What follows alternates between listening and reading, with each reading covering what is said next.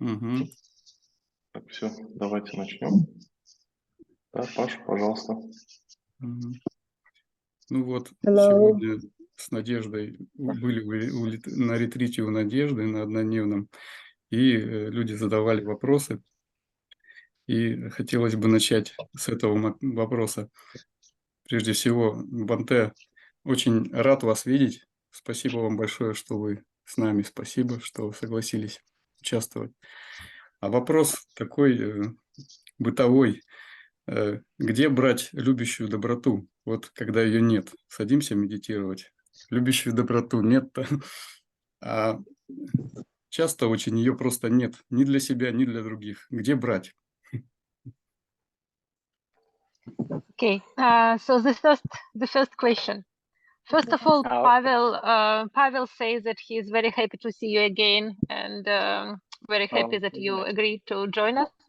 So the question is, sometimes we start meditate, but we cannot find any metta inside of ourselves, not for ourselves, not neither for other people, just don't feel it, just cannot find it. So how to find metta in such situation?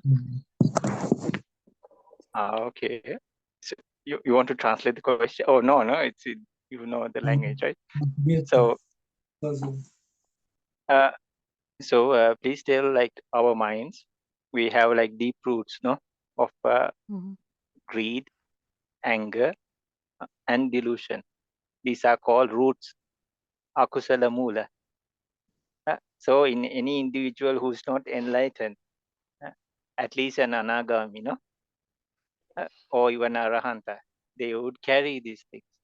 So in a way, it is kind of like a normal thing, but not a good thing, no, for sure. So please tell. So we have to. It is like some value, but we have the opposites also. We have adosa. We have alobha, adosa, amoha. The opposites, which is like how to say, like giving, and maybe the opposite of anger, like loving kindness, no, or compassion, and these kind of things, and even wisdom. So if it's too much, you break it, and you any way you like. Okay. So Okay. to try, yeah, try. Yeah, I translate first. Okay. Так вот, Бханте начал нам рассказывать. Да, во-первых, он тоже рад, что пригласили всех вас видеть. Так вот, он начал нам рассказывать, что у всех в нас есть неблагие корни, да, кусала мула. То есть пока мы не достигли пробуждения, пока наш ум полностью не очистился от неблагих состояний, у нас это нормально, но не очень хорошо. Да? Но у нас присутствует жадность, злости, неведения, да, лобха, доса, моха.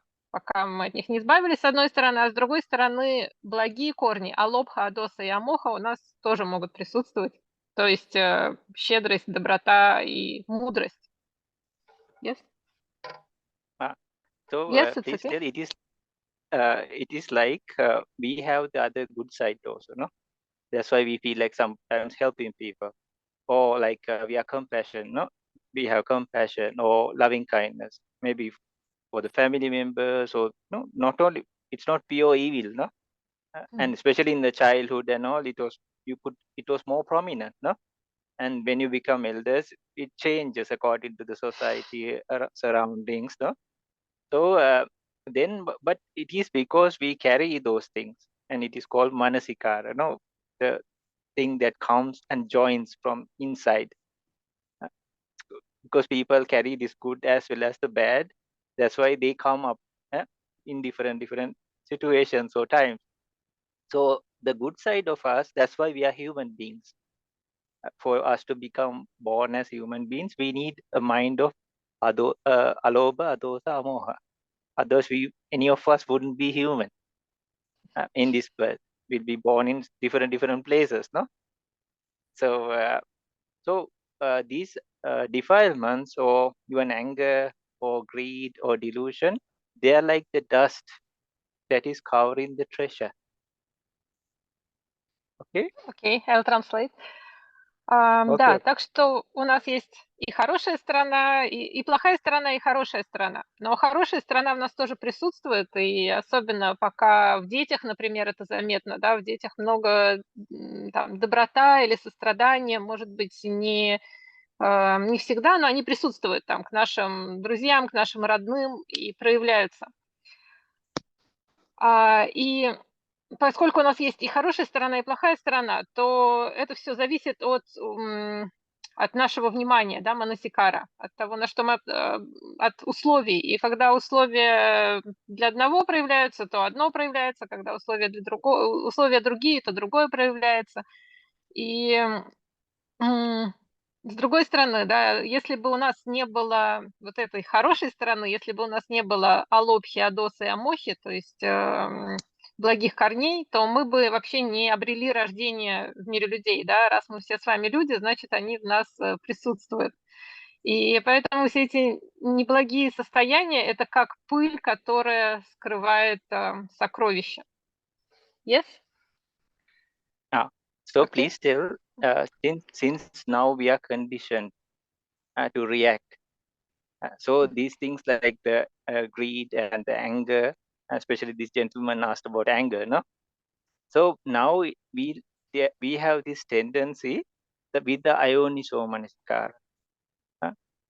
So the anger part is coming out according to this question, no? So when we see, when we hear from the five sense doors, or even when we are thinking from the heart door, the supportive factor, or it is called like mental recollection, manasikara. The mental, that's how to say, I remember like, oh, this is Vasily, no? So any recollection, now you all are also in part of the memory now, no? Now there are these new people who like I got to know. So then next time, or like when we are talking, even this moment, like this mental recollection comes, no? Oh, she's the one who's translating. I didn't catch your name yet. Please excuse me. So then what will happen is like this happens every moment.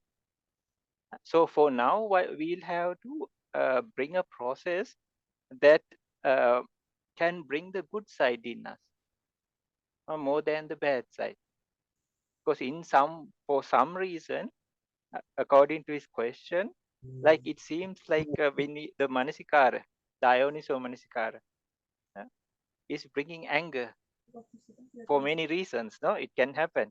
It can. So now we have to bring a process that reconditions the mind and brings the good things outside. Okay. Окей. Ну, и таким образом мы находимся во власти условий, да, мы обусловлены разными вещами. И вот когда как раз неправильное, неумелое внимание, да, аяниса манасикара играет роль, то это приводит к возникновению разных вот неблагих состояний.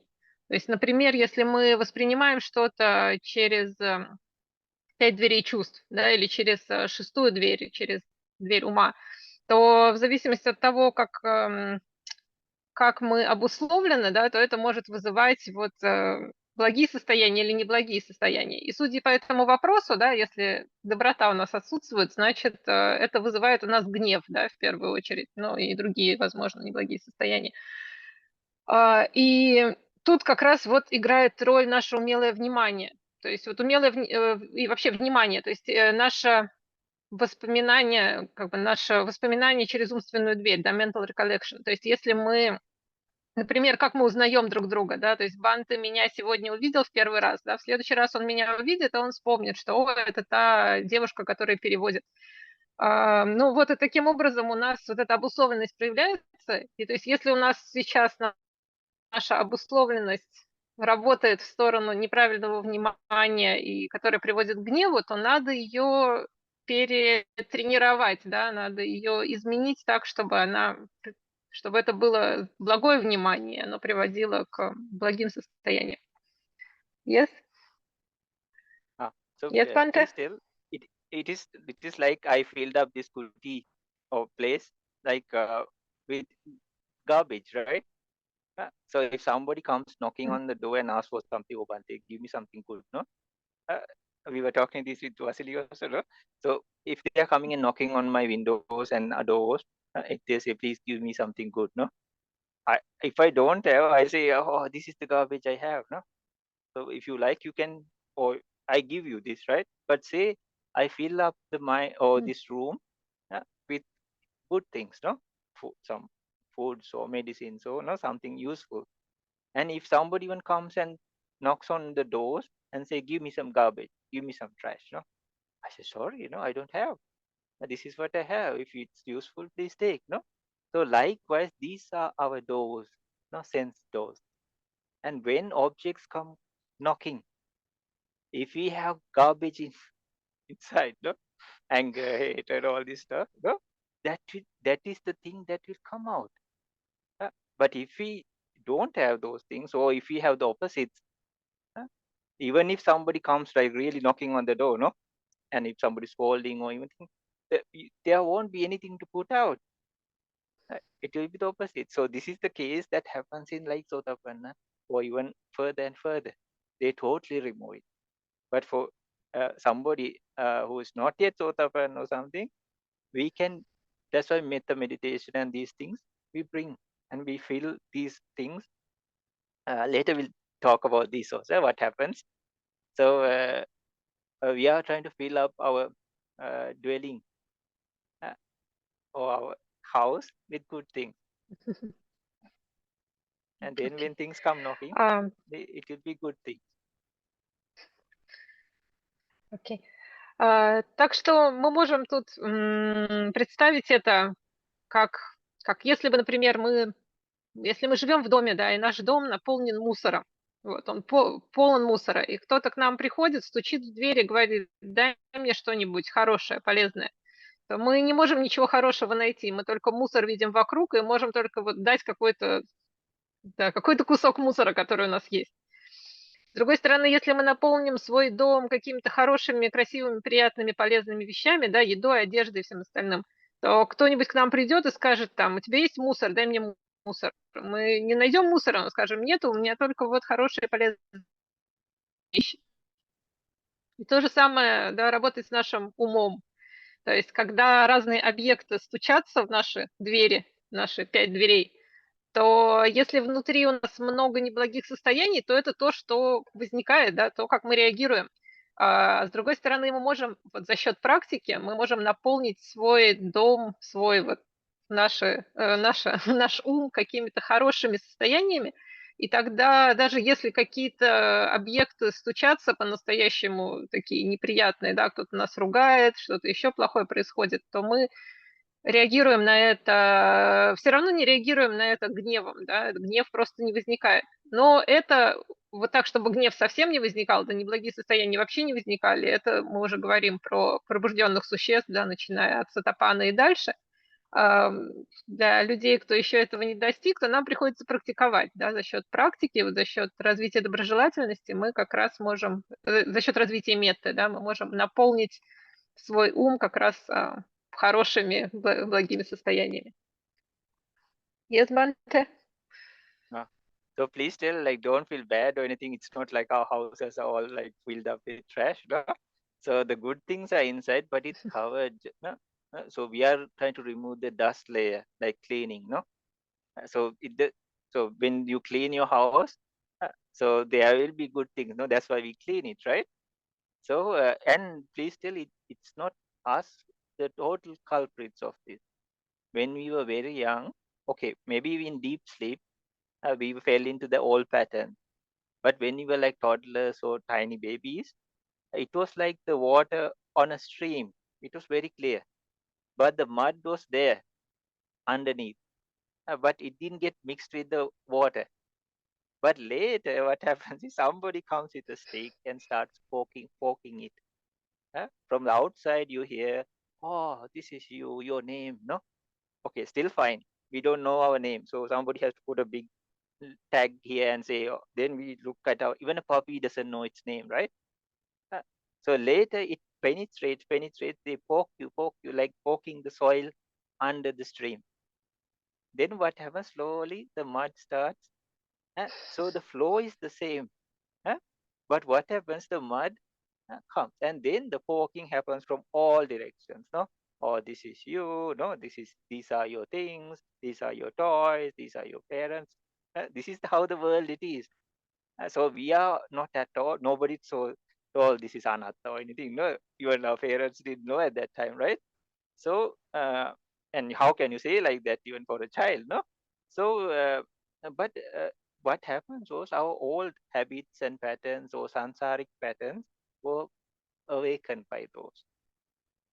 Even the darker sides, everything, no? Like the mud. But still it is a flow of water. But the water is still clear, but the mud got mixed.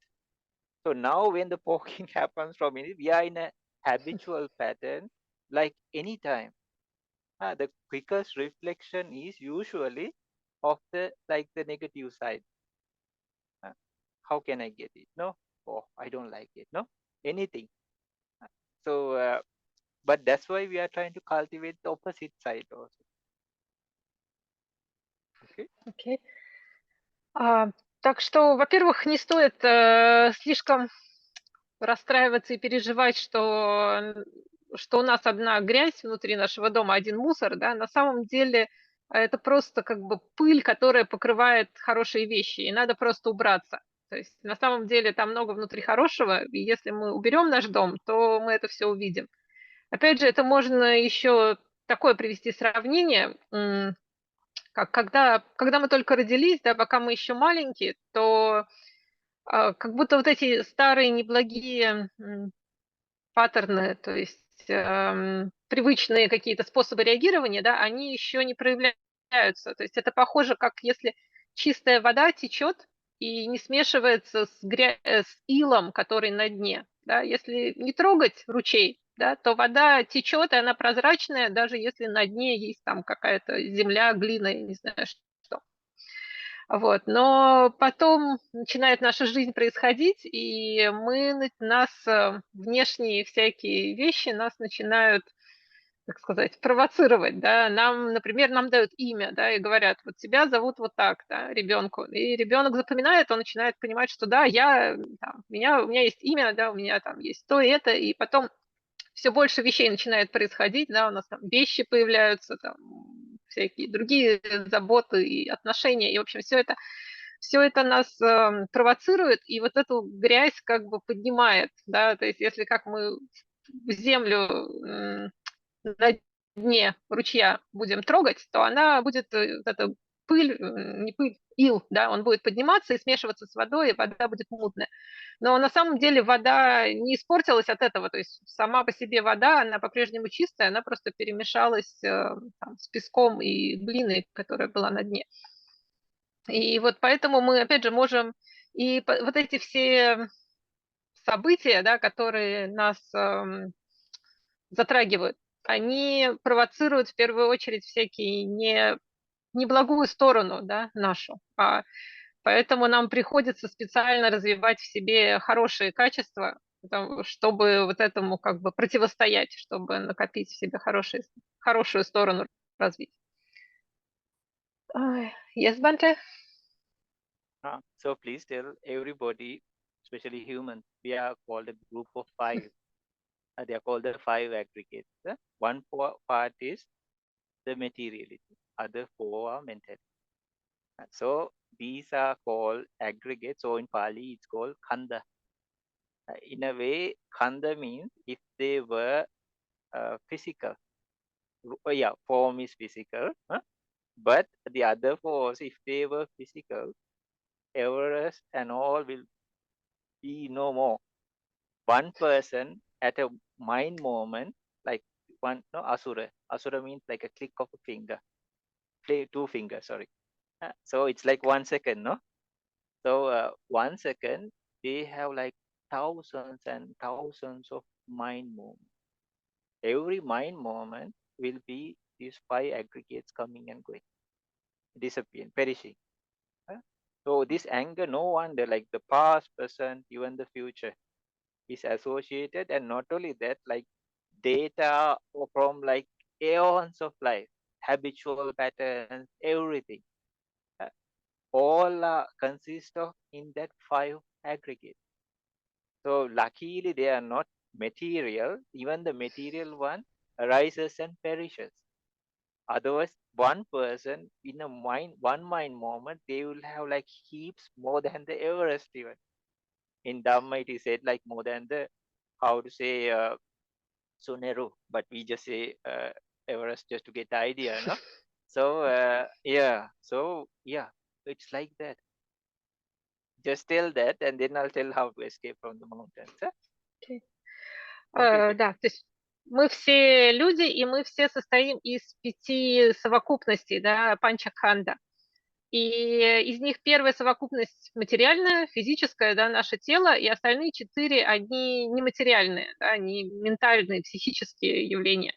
И при этом это хорошо, что они нематериальные. То есть если бы они были все материальными, да, когда мы слышим совокупности, как будто это, да, что-то такое существующее, то вот если бы они обладали бы физической природой, то они бы были просто огромными, потому что в одно мгновение, да, вот мгновение, которое звучит щелчок пальцами, да, я не умею щелкать, вот за это мгновение возникают тысячи и тысячи моментов ума. И просто они возникают и сразу исчезают, возникают и исчезают. И вот если бы они сохранялись, да, если бы их можно было увидеть как что-то материальное, то это было бы какое-то огромное количество, да, выше, чем Эверест, да, или как палийские тексты говорят, выше, чем Сунеру. То есть это было бы огромная масса, которая бы накапливалась и накапливалась, потому что это не только вот 5 кант, которые сейчас у нас существуют, это все обусловлено и связано с тем, что было в прошлом, да, то есть это накапливалось в течение ионов, там, многих кальп, многих ионов. Поэтому этих явлений, да, как бы эта масса, которая там была бы, да, если бы психические явления были материальными, она была бы просто огромной. Окей? Okay. Yes, So Bhante? whenever you want to, please drink water. Okay. So Okay, thank you. please, yeah. That's difficult, no? When translating. So please tell, because they are not permanent. So in a way, it is natural. So because so much data, so much habitual pattern, no wonder like people are triggered so fast. Because there's like heaps and heaps of reasons to be triggered, as well as the opposite. If a person wants to become good, there are heaps and heaps, eons of data. They have met past Buddhas, they have practiced meditation, done like helping people, gifting, no, all these kind of wholesome acts. So they have that part also, and the opposite part. So there's so much like data, they're like drops of water just ready, just need some kind of wind or something to let it fall, no? Just a little tap, like not like, or glaciers maybe, no?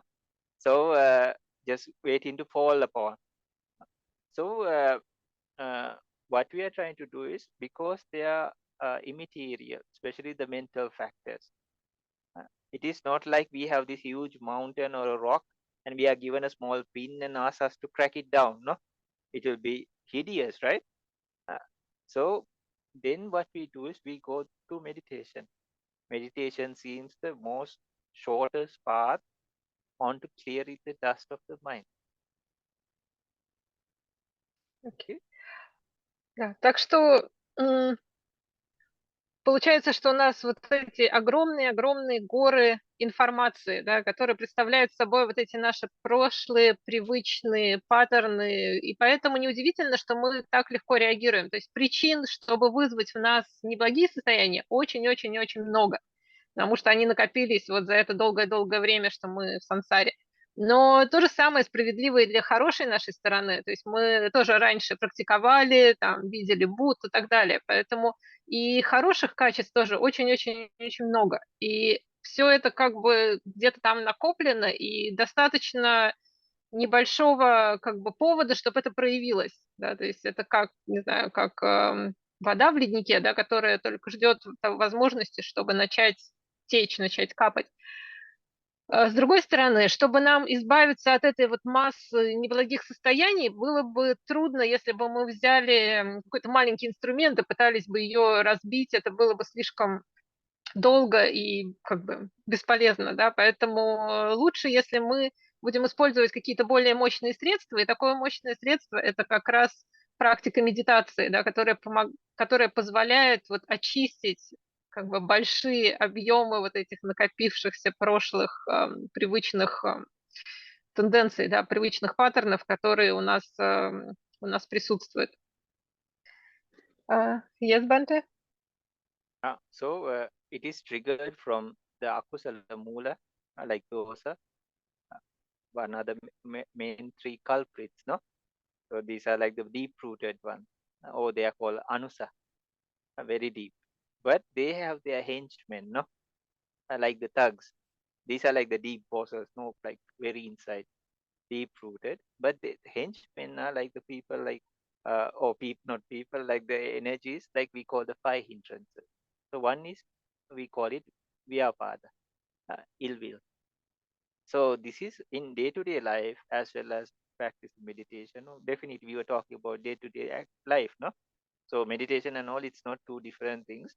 So day-to-day life also, this is the part, because it's called a hindrance, because not only the ultimate goal of Nibbana, it takes away the peace, happiness, the good mind in the present moment also, or in whatever we are doing. It's like some thugs coming and we are trying to innocently do something, no? They come and like or bully you or like break, they just go away. No use for them, no use for us also. But for the big people who are at the back, they get the energy. They are recharged. Each time we act or like speak or even think, those deep-rooted kilesa get recharged. Okay? Окей. Извините, сейчас я вспомню, с чего все началось. Так вот, эти три корня доса, лобха и моха, они глубоко лежат внутри, да, это анусая келеса, они корни, да, поэтому они там глубоко внутри. У них есть, как сказать, пособники, да, у них есть качества, которые более активно проявляются, это как раз 5 препятствий. Если мы говорим про досу, да, то есть если мы говорили про гнев, то таким вот пособником досы будет как раз бьяпада или неприязнь, или жестокость, да, как это по-разному можно переводить. Так вот, это как раз проявляется в том, что проявляется в течение нашей жизни, да, и в практике, и в обычной жизни тоже. И проявляется так, что это разрушает, это мешает нам испытывать любое счастье, даже не только мешает нам достичь ниббана, да, если мы практикуем ради ниббана, то это мешает нам и испытывать счастье и благополучие в обычной жизни. То есть это постоянно нас беспокоит и лишает нас возможности испытывать что-то приятное. Yes, Bhante. So that's why, Okay. just like any other meditation, we are going step by step. So these are all associated with mindfulness. For example, when you talk something harsh or do something, we first think, oh, maybe this is not very good, not very polite. No, even in the social surroundings also, maybe it's not good to do this. No, like we have this kind of thing, and if somebody can take on seal and all, it will be more protective, like the 5 precepts. But that doesn't solve the problem because it's coming from inside. No, even if you don't talk or like do actions, it could be like bubbling and boiling inside. No, so that's why we are using something like loving kindness meditation to simmer things down or cool things down, reduce. And later we'll go for more deeper things. You can use this as the platform to stop the 5 hindrances, and then we use like real vipassana meditation techniques to remove those deep-rooted kilesa or defilement, like loba dosa moha. So it's for everything. So even the anger part, it's the same case. Same thing. Ну и поэтому в практике нам приходится действовать постепенно. То есть вначале мы легко испытываем вот эти все состояния, раздражения, если мы что-то слышим, что нам не нравится, да, или что-то происходит, что нам не нравится. И даже если мы попытаемся повлиять, да, на то, что происходит, если даже мы попытаемся не реагировать, да, если даже мы будем молчать, не будем ни с кем разговаривать, то все равно внутри нас эти состояния будут проявляться, да, и кипеть, бурлить внутри нашего сознания. Поэтому нам приходится использовать какие-то методы, чтобы с этим справиться, и тут нам такой платформой, да, то, на что мы можем опереться, может послужить как раз медитация доброжелательности, развитие метты, да, и когда мы можем начать с практики метты, и благодаря этому как бы это нам поможет справиться с гневом до определенного уровня, и потом уже мы можем перейти к более глубоким практикам, то есть к випассане, которая позволяет полностью, да, очистить свой ум от неблагих состояний, да, и это тоже не только для гнева справедливо. Yes, Bhante? Okay. So, still then what happens is, for first when we like don't react, or we think we have this filtration or like protect mode, that is mindfulness. So we take it to the next level, and that is the time like we start filling up our house or the dwelling with good things, useful things. For example, like when you're practicing loving kindness, it's the opposite of anger, hatred. There is like many factors, like the anger acts in different ways. Even jealousy is associated with anger. Even stinginess. I also thought stinginess was associated with first, some time ago. I thought it was stinginess is associated with greed, but no, it's a machari. Those are machari. So there are many forms. You can be even angry with the climate, or the weather. So then we are letting go, because everything arises and passes. We actually, the kusala and akusala never work together. They don't have, though people call it like, or the black part and the white part. No, they try to join it in different traditions or anything. No, but Buddha and all, he had told this very clearly, very specifically. If the bad guys are there, the good guys are not there. If the good guys are there, the bad guys cannot stay there. So what we are trying to do is we are trying to bring the wholesome thing, the wholesome thing, positive. So when we fill up our minds with that, the 5 aggregates also, they arise according to that. And the parami or whatever we have practiced before, so they also link up. So now the poking comes, but in a good way. It's like you mix something very wholesome to that water.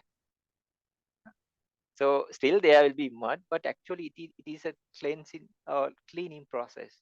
It slowly starts removing that mud layers after layers.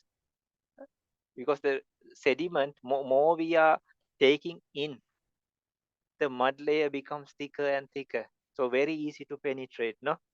Very easy to like, even a small thing, no? Like, just some road rage or something, no? Just a word. Or some people go even worse, no? They can end up in jail even, right? Or even very, just because somebody like looked at them, no? In a different way. Some people even go to like very dangerous things, no? Even like murder even, right? And so what we are trying to do is we are trying to fill our hearts and minds with good things. Actually, we have these. We are removing the dust layers and bringing that positive or good energies. So later, even when we see, when we hear, this will come into action. This will come as yoniso manasikara, as a kusala. So even if we get the harsh things like seeing gross things, we'll talk about this if you like also. So, but even if somebody will scold later, at some point we'll be able to say, okay, at least in our minds, no, we might be able to say, may you be well, or sukhi hotu, or sopateva, no? So it changes, it starts changing for the better.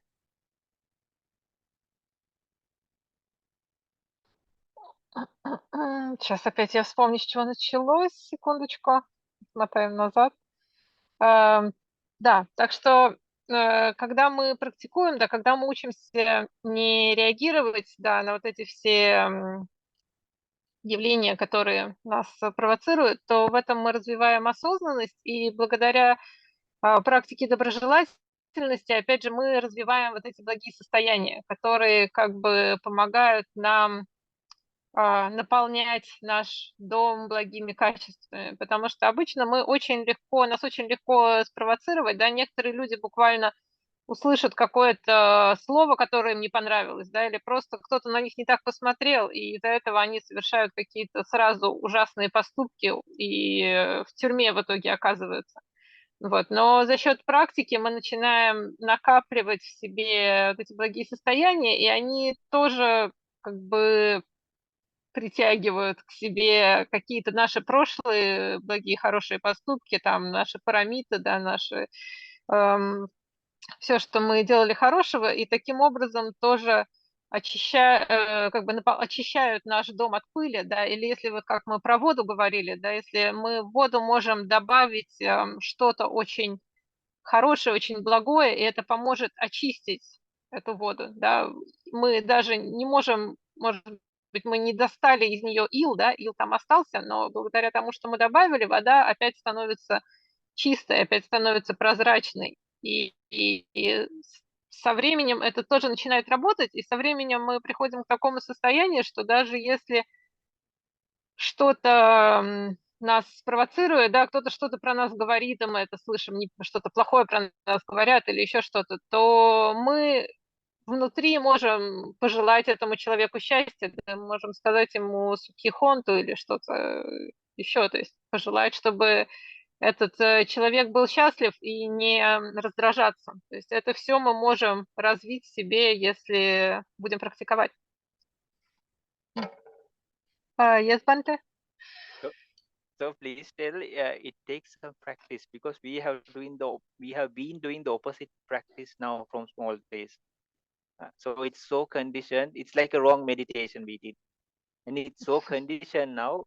It's like auto reaction, no? But it's not auto, but because we are so conditioned, it's like a wrong meditation we did, no? From the slightest thing like hitting our foot against a root or something, no? Maybe the parents showed, okay, I hit the root, no? So we thought, oh, this is the way. So it had been like that. But the opposite also, now we have to build it up. And it is something like, okay, say you have equipment for maybe, say, flood times. So we cannot use or read the catalog when the flood is coming, no? Or there's a tidal wave coming. And you are given this equipment, life jackets or something to like use it, no? To escape, or there's raft or something. But you don't take how to say, you don't take the leaflets and start reading then, no? You cannot do that, right? So that's why we have a training for that. Then we are prepared, because you never know when it will come, no? Even if you, so when we are prepared, that's why daily practice and all really helps. So we are practicing, and we are gathering that energy. So when something comes, we are ready. We have read the catalog, we have done drills, or we are really prepared for the flood. We are prepared for the tidal wave. So you don't have to like panic or anything, because you know, and you are expecting it. So meditation and all like these practices are a way, like now we have done the opposite practice, no? When the wave comes, we also jump into the wave, no? So we are conditioned like that. So now we are trying a different way, but we have been doing this for like aeons of time. Even the times when Buddhas were not there, we have been doing. We had to just bring out that quality in us only. It's just like a layer of dust. Okay. Да. Так что получается, нужно практиковать, потому что то, что мы делаем в течение многих других жизней, это как своего рода неправильная практика. Да? Мы делали много неправильных вещей, что настолько часто, что они стали практически автоматическими. Да? Нам даже кажется, что мы автоматически реагируем определенным образом. Но на самом деле это не всегда, это не автоматически происходит, и за счет практики мы можем создать другие условия. Это как если бы, скажем, как во время наводнения, да, или во время цунами какого-то, то если мы не можем начать готовиться, знаете, и читать инструкции, как спасаться во время цунами, да, и во время наводнения, когда оно вот уже подступает. Нам надо заранее тренироваться, нам надо заранее посмотреть, там, какие есть у нас инструменты, там, не знаю, плот, спасательный жилет, что-то еще, заранее потренироваться, попробовать это все использовать, и тогда мы не будем там, паниковать, не будем пугаться, когда, правда, наступит наводнение, и нам надо будет спасаться, мы будем знать, что делать. И поэтому нам важно практиковать регулярно, да, почему все говорят, что нужно желательно практиковать ежедневно, и тогда практика создаст вот эти причины, что мы будем знать, как реагировать, если что-то происходит, потому что мы никогда не знаем, когда это произойдет, с нами все время много всего случается, и вот практика позволяет нам научиться правильно реагировать на то, что с нами происходит, и таким образом, опять же, все и практикой мы тоже уже давно занимались в течение тоже многих жизней, поэтому, когда мы начинаем это делать, эти энергии благие тоже начинают как-то накапливаться, обретать силу. Yes, Bhante? So this Okay. is the time that things like sila, samadhi, panya comes into action. So sila is like we have. It's actually called kaya vak samodana sila, no? So it's like the how to say being mindfulness of the actions, bodily actions and verbal actions. Though we talk about different precepts and all, actually it is like to be mindfulness, have mindfulness of the speech, and not to generate more and more akusala. No? So, but that itself is not enough. We have to stop the inner boiling. So that's why the samadhi part, concentration parts come. So that's the time, like meditations like loving kindness, compassion, no, equanimity. These kind of meditations come and do their like real part, no. So but still the deep roots are still there. So until they are there, the anger will come, the greed will come, and definitely all happens because of avijja or delusion. If avijja was the coin, delusion and the greed and the anger is like the two sides of the coin. It doesn't really matter, heads or tails. It's the same coin, no, of ignorance. So later we are then our mindfulness, the concentrations and all these things get very strong. We can really reach those subtle places where the fire starts, and then we start extinguishing from there on. So then that is the time really the defilement starts eradicating, because they also cannot sustain, they are not permanent. So when you realize that, that's why deep stages of meditation, for example, the rising and passing, like the Udayabhya stage, or this is a gradual process anybody has to go, and it's possible to go. So then the Bhanga stages. So like that, there are like more and more stages, but these are the really times you get to know these minds, or even way before you get to know this in like Namakammatana, meditation about mentality. So you get to know your ingredients, and then you start working upon them practically. Then you can let these roots remove by themselves. You don't like go and try to kill them, no? So we are bringing so much opposite force and realizations and all these things that really eradicate these negative energies from their roots itself. Okay. Okay. И если говорить про практику, то практика у нас состоит из силы самадипанья, да, то есть первое – это сила или правильное поведение, и правильное поведение относится, да, к телу и речи, и, в общем-то, оно заключается в осознанности, да, мы поддерживаем осознанность, мы замечаем, что мы делаем, да, что мы говорим, и таким образом избегаем того, чтобы накапливать больше, еще больше неблагих состояний. Самадхи или сосредоточение, да, это как раз развитие спокойствия, развитие ума, и мы можем вот использовать 4 брахмавихары, да, использовать мету, каруну, мудиту, упекху, то есть доброжелательность, сострадание, радость за других и беспристрастность. Но все равно, даже если мы развиваем сосредоточение, то корни неблагих состояний, они по-прежнему, анусаи, да, они по-прежнему остаются, и поэтому злость все равно в определенных условиях может возникать, да, и жадность. Потому что пока остается неведение, то жадность и злость все равно могут присутствовать. Бханте сказал, что это как монета. Вот у монеты 2 стороны, жадность и злость. Но сама монета – это неведение. И, в общем-то, все равно какой стороной она падает, да, пока есть неведение, то оно присутствует. Но если мы будем развивать, заниматься практикой и достигать каких-то более глубоких состояний за счет вот сосредоточения осознанности, то мы увидим ту точку, где вот этот огонь начинает гореть, и из которого вот это все бурление неблагих состояний начинает происходить. И мы тогда сможем научиться очищать свой ум, потому что мы видим, что вот эти неблагие состояния, они тоже непостоянные. И тут Бханте говорит, что вот разные стадии, которые мы достигаем, удая-бхаяньяна и бханганьяна, и все последующие стадии, то есть тут мы начинаем видеть вот этот распад всех явлений более ясно, но даже до этого мы начинаем видеть, когда мы начинаем видеть ясно тело и ум, да, что происходит в нашем уме. То есть мы видим вот эти составные части, с которыми мы взаимодействуем, и за счет этого мы учимся с этим работать.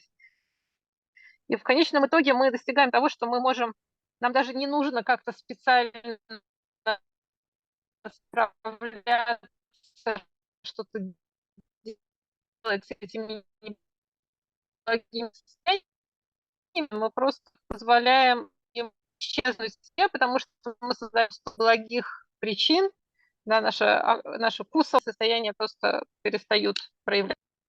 Yes? So if we are going in the path of like making the anger and all more worse and worse, that is also possible. It starts building. Right? From the smallest thing, it starts building upon it. So the next sankhara or the formations and all, it will be more and more stronger, like wave after wave after, like a tsunami comes, no? But the opposite side also, when you start like, how to say, eradicating it, that also wave after wave after wave, what happens is it's working in the reverse process of removing it, eradicating it. So it's upon each individual. So they can start from the how to say the ocean, how to say the beach, you know, the beach, and then slowly go deep. Either a person can go to the depths of anger, hatred, and all. No, I'll like take revenge, life after life. So they say some people, no. But the opposite side, those you can start from like your physical action, then go to the inner part, and even more deeper in a stage, like you can remove those defilements forever even. That's what we call like there are stages of enlightenment, no? So in the Sotapanna stage, like the killing, no? And some of the bad things are eradicated forever, that can end up you in very bad places, no? In the next life. So those things are really gone forever. And then other stages like Sakatagami, Anagami and all, those anger parts like 50% and 100% are gone forever. So even if somebody like really tries to poke you or like really make you angry, you won't have a reason to become angry. Because no, there's nothing inside. No mud, no garbage, no trash. Because there's nothing to be provoked, no? And you'll know more and more the ultimate realities.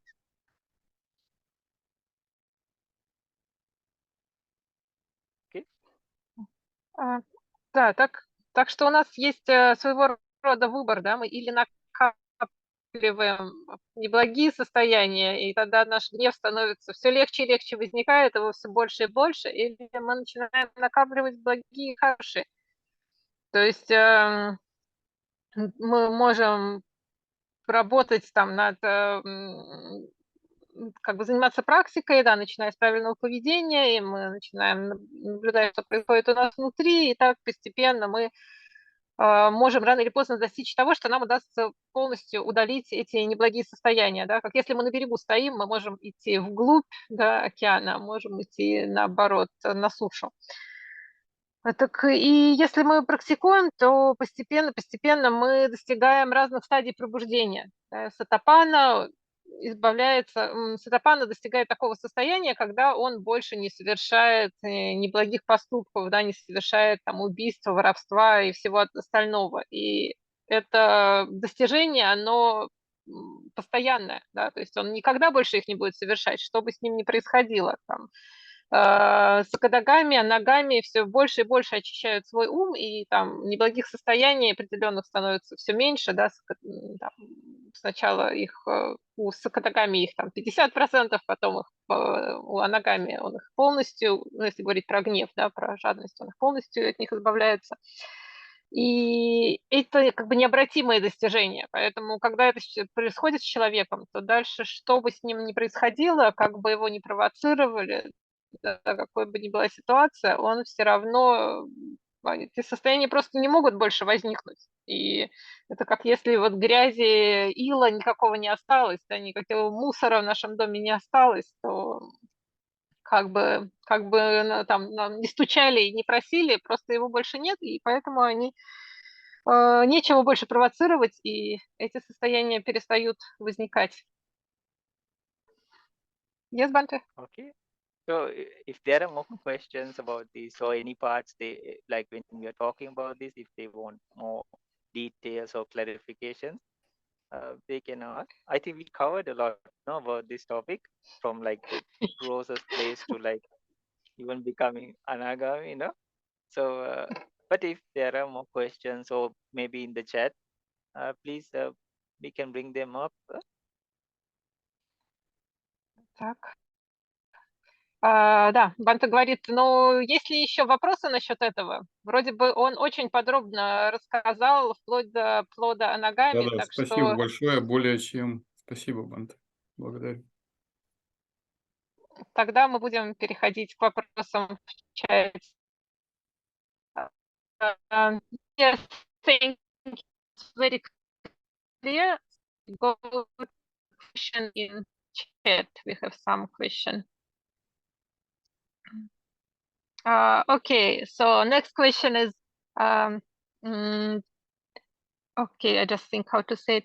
If we pay respect, if we bow down to such deities, to such gods like Shiva and Ganesha, does it contradict Buddhist teaching? Does it go against Buddhist refuge? So in Еще бы Buddhism, по-русски yeah. продублировать, извините, Бханте, просто потом на записи будет. Мгм. Да, извините, я по-русски еще прочитаю вопрос. Является ли поклонение божествам, таким как, например, Господь Шива, Господь Ганеша, нарушением принципов буддийского прибежища?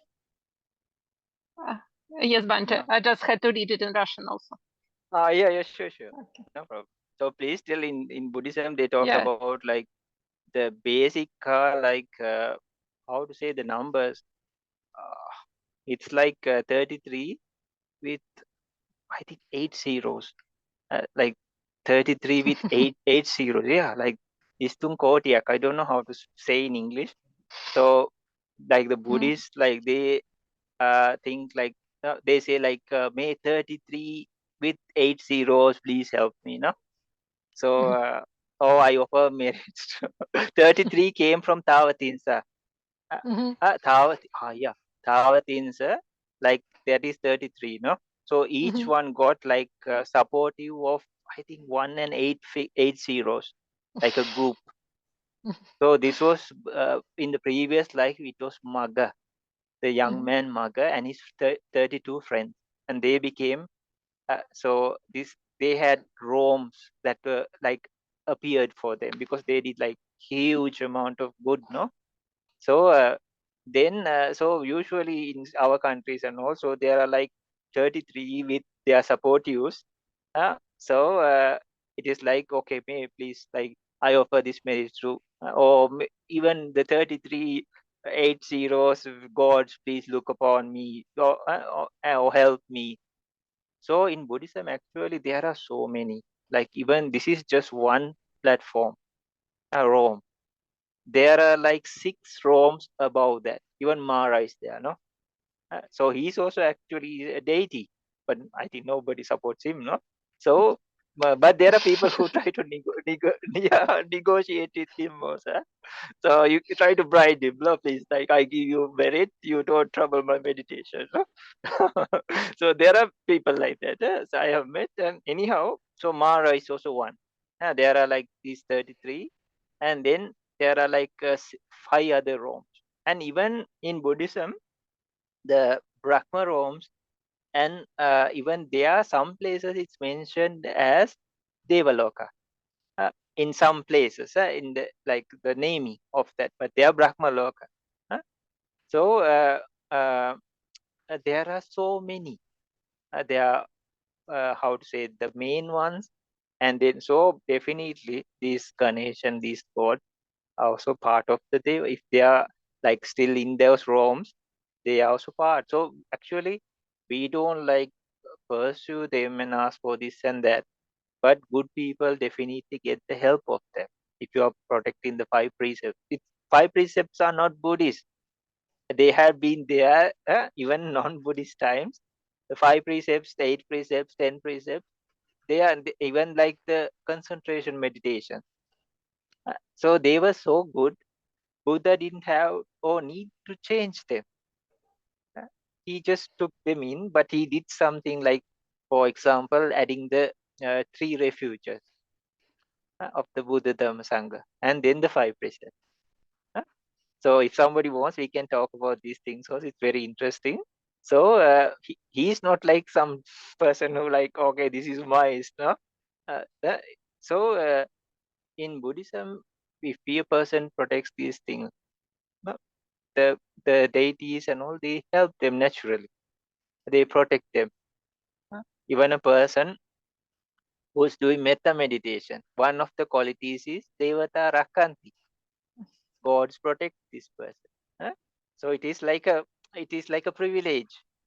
You don't have to run after them. More like ask in Sri Lanka. So we have plenty of people now who keep like credit cards on top of the fruit basket, like they are going like for plastic now. Before it was the currency notes on top of the fruit basket. Now they go keep the credit cards on top of it. So it's going like crazy, no? So this will turn up into sacrifices or many things, even horrible acts, no? In ancient India also they used to do like that, no? So there should be a way, right? So it gets crazy. So in many places you can see, no, in many civilizations, no, South America, no, many other places also, Africa, no, any place. So they will go for the rituals, and sometimes civilizations were destroyed, but actually the good ones, usually deities are good, they are helpful, and they cannot be bribed. So in please say, like, there are so many deities as a summary. There are so many deities. Even in Buddhism, we say about 33 with 8 zeros. I think 8 zeros, at least 8 zeros. And there are even 5 more planes. So these gods also should be one of those, no? And then what happens is that they would naturally help some people who are like doing good deeds if their mind is good, because they are pure, no? They are pure in the sense like to be born in there, you need more meritorial acts more than even the human realm. They have to do dana, sila, even meditation in a bigger way than a human. So that is why they are born in that realm. So, and in general, we just offer merit to them. In general, we offer, but we don't like pursue and ask this and that, like that kind of thing, no?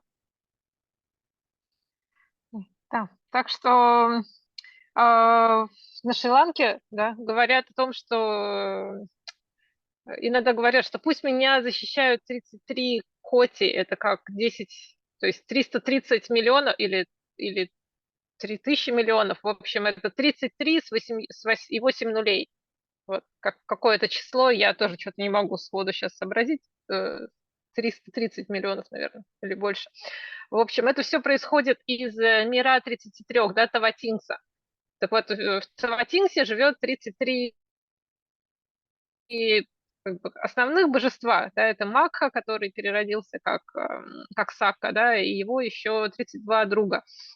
И у каждого из них окружение по 10 миллионов божеств, поэтому у нас получается вот это 33, по 8 нулей еще добавляется к этому.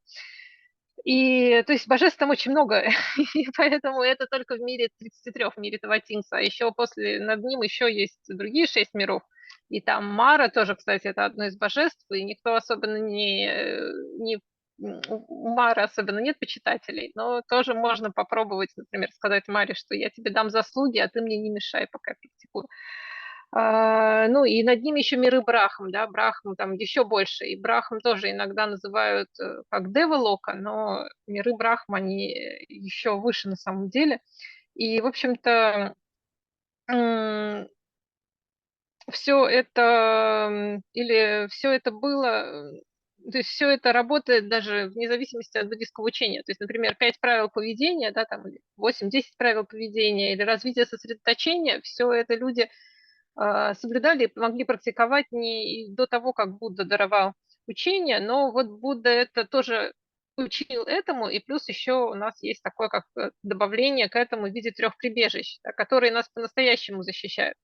И божества, дело не в том, что мы их должны как-то просить о чем-то или чего-то от них ожидать, да, но они естественным образом начинают помогать тем людям, которые совершают хорошие поступки. То есть да, даже когда вот эти 11 результатов практики Метта, да, может быть, вы помните этот текст, там одно из качеств – это девата ракханти, то есть человек, который практикует Метту, его будут защищать божества.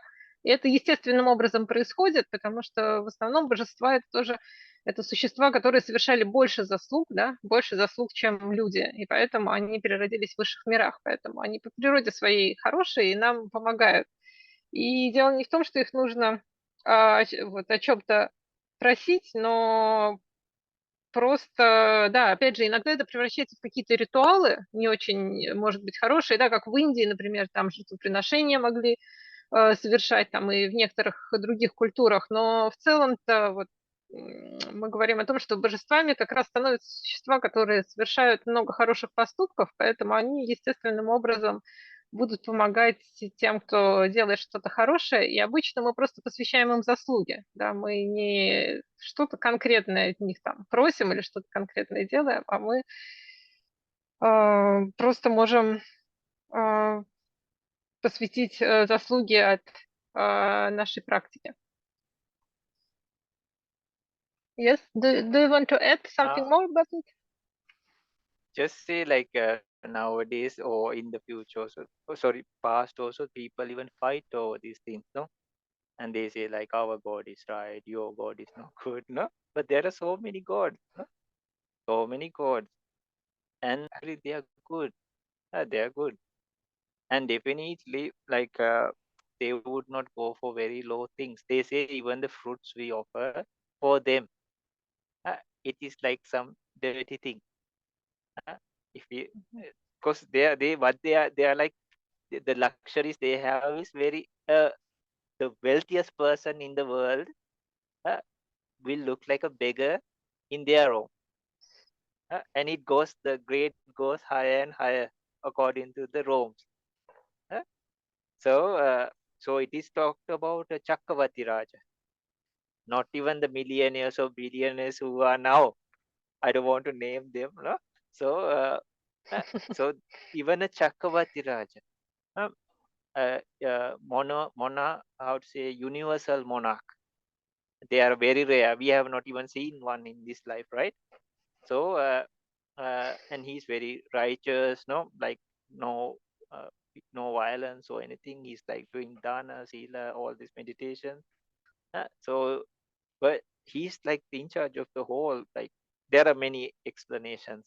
So anyhow, this person will look like a beggar with comparing to the comforts and all the luxuries in the Deva realm. So definitely, like the ones people are thinking like they would take human sacrifice or animal sacrifice, cannot believe. Either they are yaka, they are a powerful yaka, demons. Because even the things like fruits are usually good, no? Even for them, if it's like something impure, definitely like they say possessions, like they would never come to a human body unless very, very kind of urgent thing. There are gods like associating our world also, Bhumatu. And there are like ones associating families. But if possible, they stay like they say Gauwak. Gauwak means Yotuna. Yeah, like they are like they if possible they live like even Few 100. kilometers.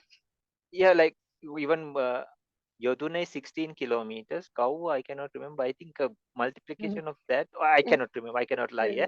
Yeah, So I think. yeah. So but way far, like kilometers away. Like so, unless there are very few occasions, and even it is said when a Buddha is there, they come to listen to the Dhamma. But they, how to say, they bear the human stench. Not that people don't shower or anything, really. It is said just to listen to the Dhamma, they come and they listen, but they bear the human stench. So definitely, I think this blood and meat and all, no way, like blood pouring and you give to one of these guys, they will like, no, just fly away, So, and you cannot do harmful acts and like so there are like ghosts or like peta yaka, so they ask for this kind of stuff, so some people like proclaim these are deity, but they are not. So we have to be careful because later they can possess people, they can do all harmful, some relatives can come back. First they look, I have seen houses like this also, like they were like flourishing before. But later, those beings, they put out their real character because they are born in a low place, right? So because of that, then they start destroying, making people sick, and they become like very poor. We have gone and helped some families like that, but it's so filthy. Filthy means dirty, and even like the husband is paralyzed, the mom is like really like skin and bones, and she's like desperate and doing work. So if they're like some being, they should help them first, right? So these are like low kinds of beings, but some kusala had come to them and they can do some things, uh, even more, a little bit more than what a human can do. But they are of the negative side, the darker side. But the gods, like you don't have to do anything. We offer merits to them, but they will eventually help people who are like good. Even the Mara himself, he doesn't like Nibbana, but he promotes Kusala. Even he came to the Bodhisattva and he said, why don't you stop your meditation and go and do Kusala? Why don't you treat your kingdom properly? Yeah, he said this. So Buddha gave very nice answers for this, but he said he was promoting Kusala. He said, like, well, you are very clever, no, very wise. For you, ruling a kingdom is nothing. So why don't you go and rule your kingdom and treat people properly without doing this meditation? He was telling. So he's really upset when people start becoming enlightened because he thinks he'll lose the people, no, his group. But even he himself promotes kusala. Just a summary of this is fine. Окей. Так что да, и в прошлом, Бханте начал с того, что даже в прошлом и войны были из-за того, что люди спорили там, у кого, что наши боги самые лучшие или ваши боги самые лучшие, но на самом деле божеств много, и это существа, которые по природе своей добрые, хорошие, потому что они совершали много хороших поступков, и им не нужны никакие наши подношения, потому что для них даже там фрукты, например, это что-то грязное. Да, обычно в текстах говорится, что без какой-то крайней необходимости божества вообще не приближаются даже к людям, потому что им приходится терпеть вот этот вонь, да, от человеческого тела. То есть во времена Будды они еще приходили, чтобы послушать учения, но обычно они не приближаются, да, ближе, чем на Гавуту, да, если я правильно поняла. То есть на несколько километров к людям они даже не хотят приближаться. Поэтому если вот эти все жертвоприношения или какие-то такие, да, если тем более там какая-нибудь кровь, мясо и все такое, то понятно, что божествам это точно не нужно, а вот каких-нибудь непонятных духов, там, як или претов, да, можно этим притянуть, и они, может быть, и обладают какими-то способностями, но, в общем, от них может быть больше вреда в итоге, потому что это как бы с темной стороны существа, у них недостаточно заслуг, а божества, в общем-то, они нам и так будут помогать, просто потому что если мы будем совершать хорошие поступки, да, потому что даже Мара, хотя он был все время мешал именно достижению пробуждения, но он даже Будде предлагал, например, перестать медитировать, но вместо этого делать что-то, вот, благие поступки в обычном смысле, да, делать что-то, что называется, кусала, например, управлять своим государством. Да. Он говорил, зачем тебе просто сидеть и медитировать, лучше иди и да, станешь императором. Да, и еще там была такая фраза, что любые богатства, да, любые наши богатства и роскошь – это вообще ничто по сравнению с миром божеств, что даже если говорить про Раджу, повелителя мира, да, про Раджу Чакраватина, то вот это Раджа, который повелевает всем миром, и он там получает, он при этом не использует там силу, а просто за счет своих заслуг он обладает такой властью, и там разные истории про это есть. Вот даже его все богатства – это ничто по сравнению с тем, чем обладают божества в их мирах. Вот, и поэтому, да, в общем, если мы будем совершать хорошие поступки, то божества будут нам помогать, а жертвоприношение, в общем, это не нужно делать. Yes. Okay. If somebody wants to ask questions, please Okay. ask them to ask. Yeah? Okay. I have one more question. Да, еще один вопрос, давайте прочитаем. Можно ли стать сатапаной, не достигая джан? Если да, то как? Если нет, то как джана помогает в этом? Okay, so the next question is, can someone reach a Sotapanna stage without jhana? Or is it necessary to have jhana?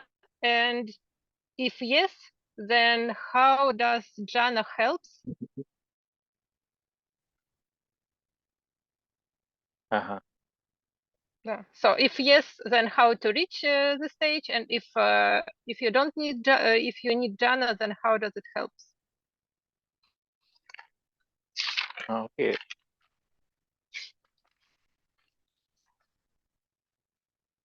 Would you need to translate the question? I already did. Okay. So please tell no, like it is not a must. People mistake this, huh?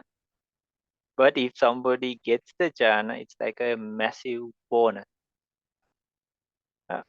Because there are stages, like for example, we need a stage where we can stop the 5 hindrances. For that, we call it access concentration. Access concentration. There are different ways to reach Sotapanna.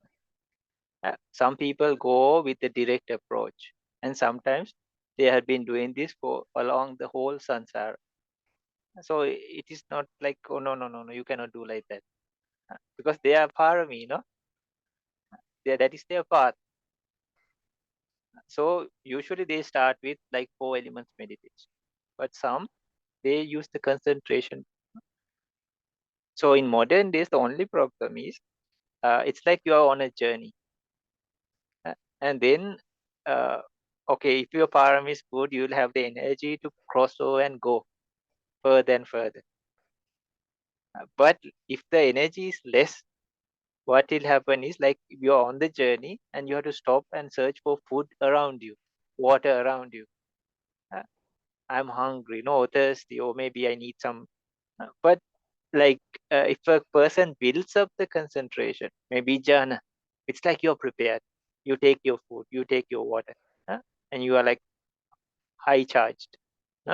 So then you don't have to seek, because if for some reason, if you need, then you have to take a detour. But if there are some people with very high parami, for them it's no problem. They can just cross over. They'll go for like 4 elements and then understand the ultimate realities, and even go to the vipassana stages, and they can reach sotapan stage. There are many paths. We'll talk about this. It's very fascinating, and yeah, it's very interesting also.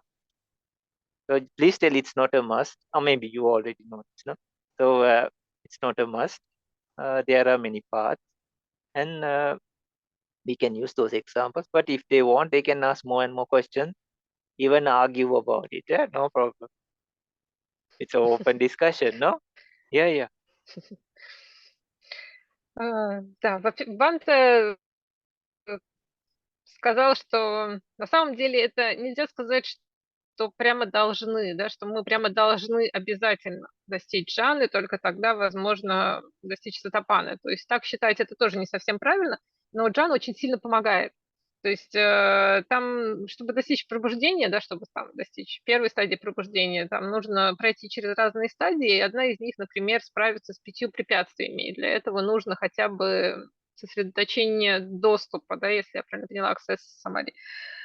Так вот, но в целом есть различные способы, и бывают люди, у которых очень много прошлых заслуг, очень много парамид уже накоплено, и они могут сразу перейти к наблюдению 4 элементов, они сразу видят абсолютную реальность, да, высшую реальность праматха сачу, и начинают, и за счет этого могут достичь пробуждения без джаны. Но другая проблема, что если вдруг у нас недостаточно для этого заслуг, то тогда может очень много времени потребоваться, да, и мы можем там долго-долго практиковать, пока это случится. Но пути бывают разные. И, с другой стороны, это вот как если мы отправляемся в дорогу, да, если нам нужно подготовить достаточно,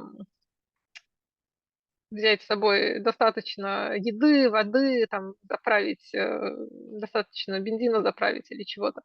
Вот, и тогда мы доедем до конечной точки, потому что если вдруг ресурсы закончатся по дороге, то нам придется останавливаться и где-то искать и возобновлять, и это мы потратим время и силы на это. Вот. И то же самое, да, то же самое с джанами. То есть если мы достигнем джаны, то тогда у нас уже будет все, что нужно, и нам не придется по дороге останавливаться и срочно что-то искать. Но вот Бханте говорит, что бывают люди, которым нет необходимости в этом, которые сразу могут перейти вот через наблюдение 4 элементов, как правило, достичь пробуждения. Но Бханте говорит, это вообще очень такая удивительные вещи. Если хотите, вы можете задавать еще про это вопросы, про что-то конкретное и обсудить. И можно даже поспорить. Ванда говорит, что это такой вопрос открытый для дискуссии. Можно его тоже как-то, если кто-то не согласен, то можно обсудить. Till throughout the time. Then I have seen in different teachers, different traditions, there are like we can say 4 ways. 4 ways. One, I have seen people like directly going. It's called Shuddha Vipassaka or Shuddha Vidassaka, no? So they just go but still there's a follow-on process. It's not you jump into vipassana. I'll tell the reasons even why, and if people can argue or ask anything. Not that I'm brilliant or something, because it's your time, no, your space. So it's open discussion, no. So if you disagree, you can say, Bhante, I don't believe what you're saying, no. It's not like that. I'm also like that, no. Yeah, really, really not, because it should be like that. And the meditation best part is like it's practical. So yeah, the books are there, the Tipitaka is there, it's totally fine. There are very good teachers, but we have to experience it. Otherwise, it won't be like a true thing for us. So over the years, like you can see that there's one path is like direct vipassana or shushka vipassaka. Like they don't stop for like anapana or like 32 body parts, kasina, nothing. They like just say like, I want to practice like that. I want to practice. So we can talk. Then there are the ones they say like, or they practice like some concentration, and they go. So this is like samatayanika. And then there are the ones who go a bit with towards vipassana, but they realize after some time. I have even helped like people to get instructions. I was like the translator, the mediator, no. So then I saw like they were practicing in the first stage, but after some time, or the teacher saw how they were, and they suggested like, why don't you do a few how to say techniques of concentration meditation also, and make it more stronger, because you will be needing in the further stages without going there and trying to search. So I saw some people like they started with like the direct vipassana or like the Sushka Vipassaka, but they had a small detour and gathered things and then started going into the main road again. Then the fourth one, I saw like people do like parallel. Like if they are practicing Anapana, they do 4 elements meditation also parallel. But these I saw very few, because sometimes it's difficult to stay with one object, right? At the beginning. So this is like double time. So there's one anapana or kasina or like some meditation, loving kindness or something going. And with that, they practice something like 4 elements meditation. So these are the main things I saw like over these years. So these all are like roads or highways for that matter, like highways, super highways, no? So we can talk about these things. Бханте говорит, можно тут долго, подробно говорить, да, поэтому, если у вас есть вопросы про что-то конкретное, то можно это обсуждать. Вот он видел разных учителей в течение своей практики, и вот он может выделить 4 таких основных пути, да, которые такие как шоссе, которые могут привести нас к пробуждению. Так вот, первый вариант – это сухая випассана, да, когда люди говорят, мы не будем практиковать сосредоточение, сразу будем практиковать випассану. Прямой путь, но это тоже какой-то длительный процесс, и тут это тоже может быть долго, да, и так далее. Да, другой путь – это когда люди начинают сосредоточение, да, вот это самата-яника, когда мы сначала развиваем сосредоточение, потом переходим там, уже с джанами или с чем уже переходим к випассане. Да, и другой вариант, и Бханте тоже видел таких людей, и вот помогал им там, когда он переводить и как-то получать учение, что бывает, люди начинают с випассаны, да, практикуют ее какое-то время и даже достигают каких-то там первых стадий, но потом им даже учитель говорит, что а почему бы тебе не попрактиковать сосредоточение, потому что в дальнейшем оно тебе понадобится. И получается, что человек так шел по прямому пути, потом немножко вот, пошел собрать, как мы говорили, да, собрать какие-то там пищу, воду найти для дальнейшего пути, и потом его продолжил. Вот. И четвертый вариант – это параллельно практиковать и то, и другое. И это тоже возможно, но таких людей еще меньше, это еще сложнее, потому что нам один-то объект бывает трудно освоить, а это вот тот вариант, когда параллельно человек практикует и, например, там анапанасати или метту, или там, две части тела, в общем, что-то из сосредоточения, и плюс к этому практикует 4 элемента, да, как основу для випассаны. Вот. И Бханте говорит, что ну, это все, в общем, как раз медитация, она тема хорошо, что это что-то практическое, и тогда это, то есть, когда мы это практикуем, то тогда это становится для нас истиной. Да? То есть и теория, это все хорошо, интересно, но практика на то и нужна, чтобы ее практиковать. Вот поэтому, если есть желание там поспорить, обсудить что-то конкретно, то можем обращаться.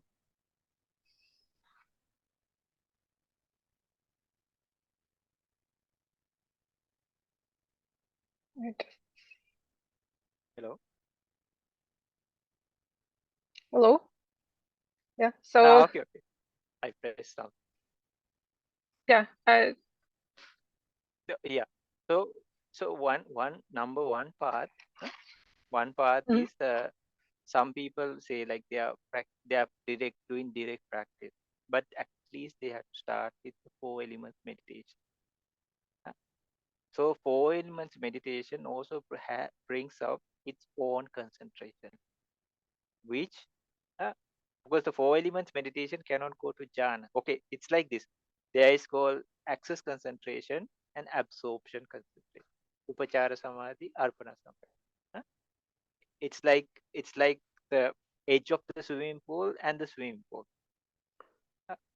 Okay, so the edge of the swimming pool is also part of the swimming pool, right? But it's not like you jump into the swimming pool. So actually, this though they fight or discuss or argue about jhana, access concentration and absorption is very close. I'll tell the reasons even why. But 4 elements meditation cannot take you to absorption. It stops with access concentration. Okay, so that builds the concentration to stop the 5 hindrances. If one person can do it, that's perfectly fine. They don't need the jhana. So there are the other people, they practice one concentration object or another, or breathing or kasina or anything. So they can build first jhanas. Or one thing they also need is they need at least the upachara samadhi or access concentration. That is to stop the 5 hindrances. Anybody needs, we can talk about this if somebody is interested. So why everything is in proper reasoning. It's not something blunt or like dark or some mystic thing. It doesn't just happen. There are reasons for it, why it happened. Everything is well explained, and any person can see it in practicality also. So then either from breathing or casino, any kind of meditations, they get to access concentration. But things like anapana can take you to 4th jhana. Loving kindness can take you to 3rd jhana. 32 body parts, they can take you to 1st jhana. So if a person gets jhana, it is like a big, huge, massive bonus, because the access concentration becomes highly powerful. Like the swimming pool, the volume of water is inside the swimming pool, right? The edge is also part of the swimming pool. You can see many other things. You can do a lot of things at the edge of the swimming pool, but the real energy hub is inside the swimming pool. But still, the access concentration is also enough to stop the 5 hindrances. So some people build platform upon platform, like Anapana 4th jhana, then the white kasina 4th jhana, and it is like a huge launching pad, like massive energy. So for them, the other parts are like really going fast. So that doesn't mean the other people are also left out. If they are the parami and all, they can just cruise along. So number two, if you want, you please finish these two. We'll get to the other two next. Okay? Yeah. So, так что, да, так что получается, что вот эти, из этих способов, про которые говорил Бханте, то есть даже если нужно у нас есть два вида сосредоточения, да, у нас есть упачара самати и апана самати, сосредоточение как бы доступа, да, и сосредоточение погружения. Так вот, когда у нас это можно сравнить как край бассейна и сам бассейн, да, но край бассейна, да, бортик бассейна, это тоже часть бассейна. Поэтому вот эти все споры, что является джаной, да, где начинается джана, тут это все очень близко, да, эти значения доступа достаточно для того, чтобы ум избавился от 5 препятствий. Поэтому даже если человек практикует 4 элемента, да, 4 элемента не ведут к апанна самати, можно достичь упачара самати, и этого будет достаточно, чтобы избавиться от 5 препятствий, и тогда даже без джан можно достичь прозрения.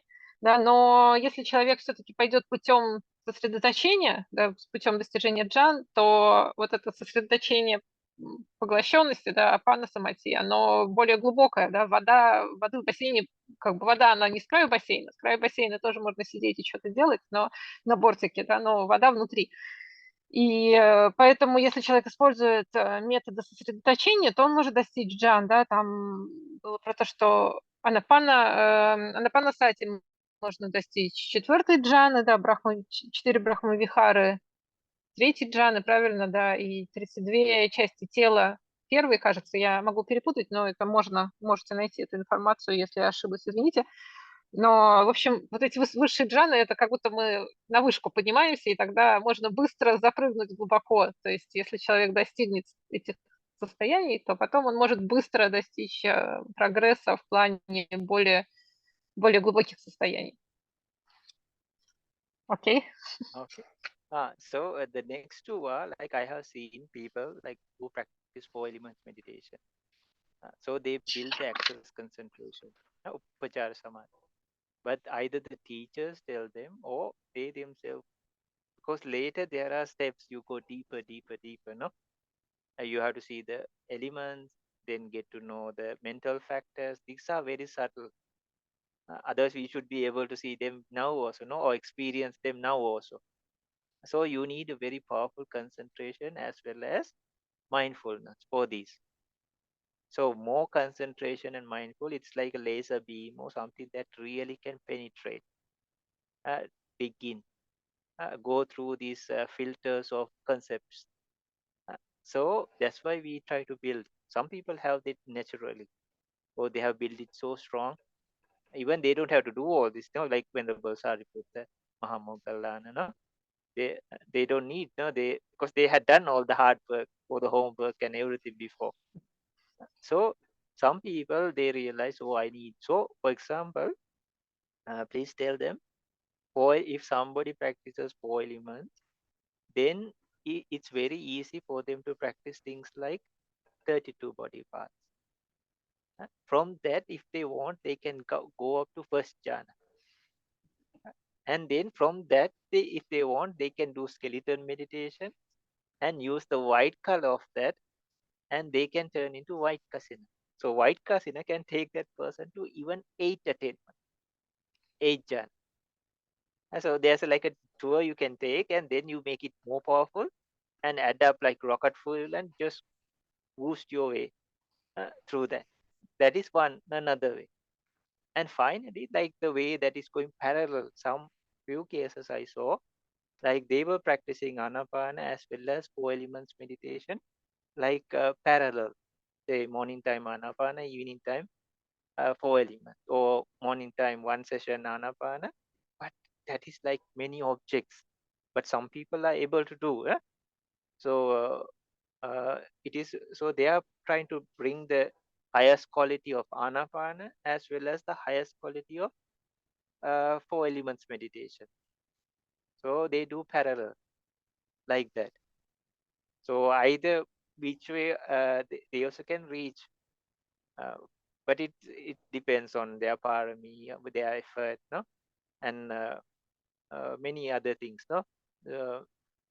So we'll come to the initial question, but please finish these two parts, because people should know, no, that it's not just one way or another, no. There are many ways we can approach, as well as there are like highways, and you can even take detours and come back to the main highway, or many things you can do within those things.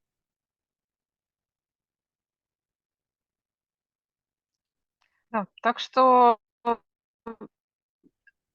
вот был, да, первый способ у нас, второй способ. Первый способ был 4 элемента, и все-таки использовать сосредоточение и апана самати.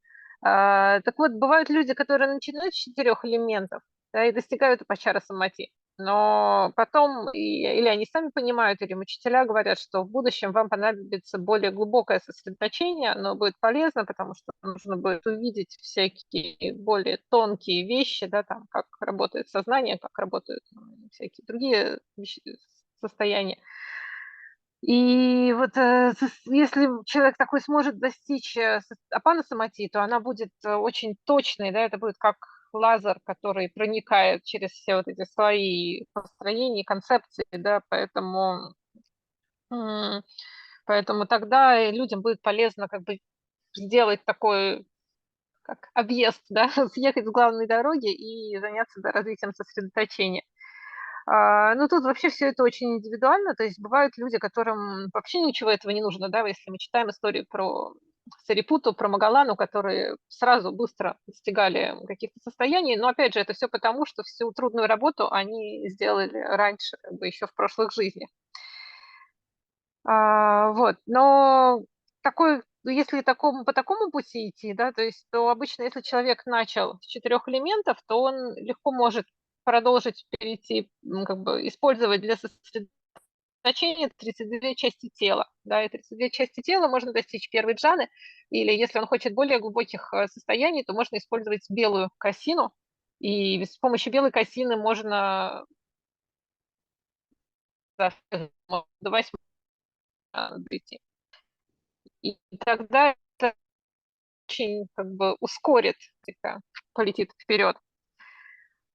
Ну и четвертый способ – это практиковать параллельно. Да. Такие люди тоже бывают, которые, например, утром практикуют осознанность дыханию, там, вечером практикуют осознанность к 4 элементам. Или еще как-то совмещают, или делают одну сессию дыхания, одну секцию 4 элемента. Но тут получается, что много объектов, и, в общем, это не всем подходит, но вот такой вариант, в принципе, тоже возможен, и тогда они как бы вот эти лучшие качества и того, и другого метода могут объединить в своей практике. В общем, главное, что Бханте хочет сказать, что вот чтобы мы поняли, что тут возможны варианты, не то, что вот один только путь, а есть несколько таких вот основных путей, и опять же, это нормально там начать двигаться по одному, например, а потом немножко отъехать и заняться чем-то еще, а потом опять вернуться к основному вот этому прямому пути, потому что это все индивидуально, да, это все какая-то наша практика и зависит там от наших парамид, от наших прошлых заслуг и от вот наших каких-то склонностей. Поэтому тут могут быть разные вещи. Но он еще обещал вернуться к основному вопросу. Yes? So please tell. Yeah, referring back to the question, in this stage we are just in our country, because we have this. Even in the time we also didn't know, like we had this idea, and it's not a problem with either concentration or samatha or vipassana. Some people argue, and some people talk like if you could do samatha, it was before the Buddha's time, and you get stuck in Brahma world. So it is none of like that. We are just going according to the Buddha's way, like he said, sila. and then it was next to a samadhi. So we need samadhi. It is just a small part of his path. A huge part is considering wisdom. So the samatha part is actually to stop the 5 hindrances. So that's why, for example, okay, we were talking about the 5 hindrances before. So the 5 hindrances, there are 5, no? Like we say, how to say, desire, anger or ill will, then sloth and torpor, kamachanda, vyapada, tina. Yeah, the wandering mind as well as the remorseful mind, and doubt. These are the 5 hindrances, right? So the opposites are the jhanic factors. Though they have the name, they are the opposites of these 5. Each of the opposites stop these negatives. So actually they are the jhanic factors. So they are the ones that lead to access concentration. And so the jhanic factors, this is like, there are more explanations, if somebody wants, we can talk about this more. Because then you can take one by one and then explain those, no? So anyhow, so if these are the bad guys, the other 5 are the good guys. So what happens is when the good guys are there, the bad guys are not there. So this is the name they have got. Right? So the highest power in these jhanic factors happens within the jhana. But in access concentration, also upachara samadhi, the 5 jhanic factors are present because they are the opposites of the 5 hindrances. That's all it is to it. So you can get the idea for yourself. If you have a very powerful 5 jhanic factors, which is jhana, then it will be a huge boost. But still, if it's just access concentration also, it is quite enough to stop the 5 hindrances. Okay? So it is like you have this vehicle like which can go, but then you have this vehicle, you modify your vehicle and make it very high power, no? With very like rocket fuel and all these things. Then the same vehicle, you modify it and make it more powerful. All the parts, no, the engines, the tires, everything. So it will be like a huge plus point, but still our old vehicle is also quite fine. It's just to stop the 5 hindrances attacking the mind. Okay, so people have all the, even we also thought, no? It's like you keep the jhanas in your pocket and should I take it or should I not? Should I take it? No, it's like a bonus for you. But if not, yeah, we just can use something and get rid of the 5 hindrances. But this is a very small part of the path of what Buddha had shown. People are fighting over this. In a way, it's like madness because there's a lot of part that associates with wisdom. This is a tiny little part. So people are fighting over that. Okay? Окей. Так вот, если возвращаться к вопросу, да, то вот эта идея, что должно быть так и не иначе, да, что надо обязательно джаны использовать или там наоборот, то некоторые, и на Шри-Ланке даже некоторые люди любят об этом спорить, и там разные точки зрения, например, что если мы джан достигнем, то мы застрянем в мире брахмы, вообще практика джан, она как бы она до Будды существовала, то есть она не буддистская на самом деле. Но Будда как раз учил силы самади паньи, то есть мы начинаем с правильного поведения, и следующий этап – это как раз самади, и самади нужно для того, чтобы избавиться от 5 препятствий. Да, и из этих 5 препятствий, вот у нас есть 5 препятствий, это плохие люди, короче, у нас есть 5 факторов, 5 составных частей джаны, да, и это хорошие люди, которые как бы они противостоят одни другим. И там есть целая система, как 5 препятствий соотносятся с 5 факторами джаны, какой фактор чему противостоит. В общем, про это тоже можно долго говорить, но идея тут такая, что в джане, да, в апана-самати эти 5 факторов становятся по-настоящему сильными, но уже в апачара-самати их достаточно, чтобы очистить ум от 5 препятствий. То есть понятно, что джана, в джане это все проявляется сильнее, да, это как если у нас там была машина, да, было какое-то средство передвижения, оно ездило нормально и можно было пользоваться, но мы можем его как бы улучшить, да, можем его проапгрейдить так, что оно будет еще быстрее, еще мощнее, там, еще лучше. Но и старое, оно работало, как бы, и вот тут такая же система, что Бханте хочет, чтобы мы поняли, что существуют разные пути, что не обязательно, что только один вариант какой-то правильный, но джана помогает. То есть иногда это выглядит, как будто мы сидим, у нас в кармане джана лежит, и мы думаем, взять там эту джану или взять там или выкинуть там или что-то. Но, в общем, да, можно сказать, что джана не обязательно, но это очень помогает, очень упрощает и ускоряет практику. Yes? Okay.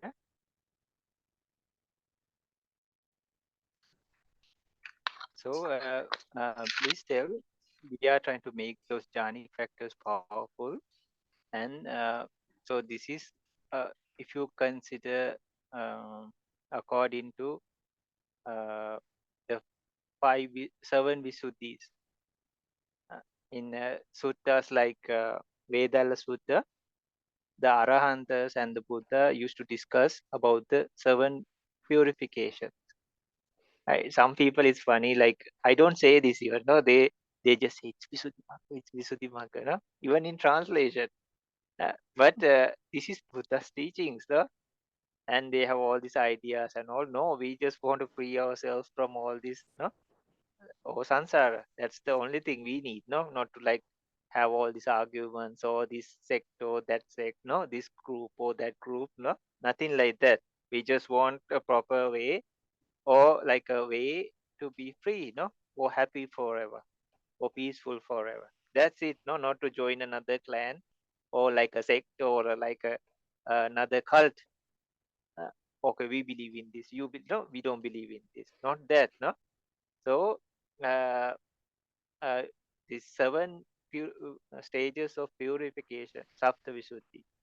So number 2 is Chitta Visuddhi. So this is definitely in the Tipitaka, like Ratha Vinita Sutta, and not just in the Visuddhimagga. So that it says like number 1 is Sila Visuddhi. So Arahantas used to talk and ask, what is your practice form? For example, Mahakotita, the Arahanta discussed with Sariputta, Venerable, no, Arahanta. And then Venerable Sariputta went to Mahakotita Arahanta and asked, what is your friend or brother, what is your practice for? Is it for Sila Visuddhi? Sila Visuddhi is the first purification of the 7 Visuddhis. Okay? So he said, no, not for that. Then he asked the next one, Chitta Visuddhi. Is your practice for Chitta Visuddhi? So Chitta Visuddhi is the part out of 7. I'm just telling, this is not a like a thing for us to argue or people to argue upon, because from 7 Visuddhis, this is just number 2. Okay, Sila Visuddhi, 5 precepts, 10 precepts, 8 precepts, 10 precepts, Bhikkhu Sila, Siyale, or how to say, non Sila, they all fall into Chitta Visuddhi. Sorry, Sila Visuddhi, number 1. Number 2 is the part of 7. This is just number 2. Number 2 is to stop the 5 hindrances. Only that. So the highest level in Chitta Visuddhi is 8 attainment. So a person can use access concentration, first jhana, second jhana, third jhana, fourth jhana, fifth jhana, 8, up to 8 jhana in the Chitta. That is all that is. Then number 3, Kanka Vitaran, like that it goes on. If somebody wants, we can discuss those parts also. Just say out of 7, this is just 2. number 2. There are 5 more. From that, number 7 is like attainment. So there are still 4 more. So it's just this belongs, first one belongs to Sila, second one belongs to Samadhi.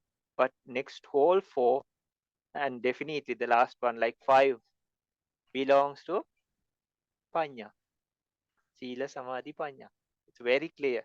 So the majority, the huge, the content or the block, it is for, this is like just like a cleaning agent or to remove the weeds on your garden. The Sila is like the fence. This is like weeding your garden. The soil is 100% very fertile. It will grow anything you put. But if there are weeds on that, you cannot grow anything, right? So we are weeding it. We are removing the weeds. Then it makes for way for wisdom to come. Only that. So if a person can do with that with access concentration, no problem, no argument. Nobody's forcing like you have to do jhana. But if a person can have a bonus and go with 8 attainments, why not, right? It's like you can ride a bicycle and you have this super high power rocket or something. You get onto that, right? If you have, but if you don't want or if you don't have, no problem. Still you can go, right? I'm not saying that is higher than this or this is higher than that. It's just the requirement is to stop the 5 hindrances. That's it. Then the other huge bulk of it is associated with wisdom. For wisdom to come, we need the concentration as well as the mindfulness.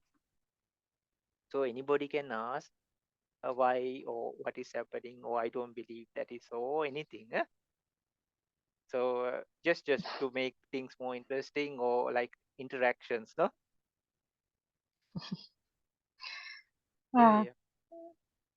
Да, так что у нас, да, когда мы, если у нас получается достичь джаны, то этим мы усиливаем вот эти факторы, да, их способность избавлять наш ум от загрязнения ума. И это не какая-то идея, которая только в Висудхимагге, как некоторые говорят, то есть это и в суттах есть. В суттах упоминается 7 очищений, да, висудхи, если это идея, которая и в суттах тоже можно найти, по-моему, Ведала сутты или Бханте называл еще какую-то сутту, я, к сожалению, не запомнила, но идея в том, что из этих 7 висудий у нас первое очищение – это сила висуди, то есть это чистота правильного поведения, да, и это как бы первая часть. Вторая часть – это чита висуди или очищение ума. И вот эта вторая часть – это и есть сосредоточение. То есть назначение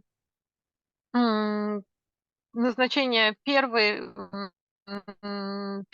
очищение, что оно защищает наш ум, и второго, оно как раз второе очищение, то, что наш ум избавляется от 5 загрязнений ума. И его такое наивысшее развитие этого второго очищения чита висуди – это как раз 8 достижений, то есть 8 джан, другими словами. Но дальше у нас еще есть сколько? Все остальные, да, третьи – это канха-витарана висуди и еще 4 последующих стадий. То есть все вот эти споры, они идут о самом вообще начале пути, о его маленькой части. То есть на самом деле вот из этих, если разделить на три вида обучения, да, 3 сикха, да, то первое – это сила, да, вторая – это чита сикха, и оставшиеся все стадии очищения – это уже будут пани сикха. То есть мудрость занимает намного большую часть, да, объема, который нам нужно, работ, который нужно выполнить. Но все споры идут вот об этой второй ступени, которая, ну, тоже, конечно, важна, но, в общем, тут тоже возможны варианты. И если кто-то хочет, он может использовать только упачары самати, ее достаточно, чтобы избавиться от 5 помех, но если кто-то хочет, чтобы было быстрее и легче, то можно тогда использовать апана самати. И это как если сравнивать там велосипед и ракету, да, то есть не то, что одно работает, другое нет. То есть и то, и другое работает, просто одно быстрее, да, одно больше облегчает жизнь. Если есть такая возможность, то почему бы ее не выбрать? Но это опять же, каждый решает сам, поэтому это не какой-то...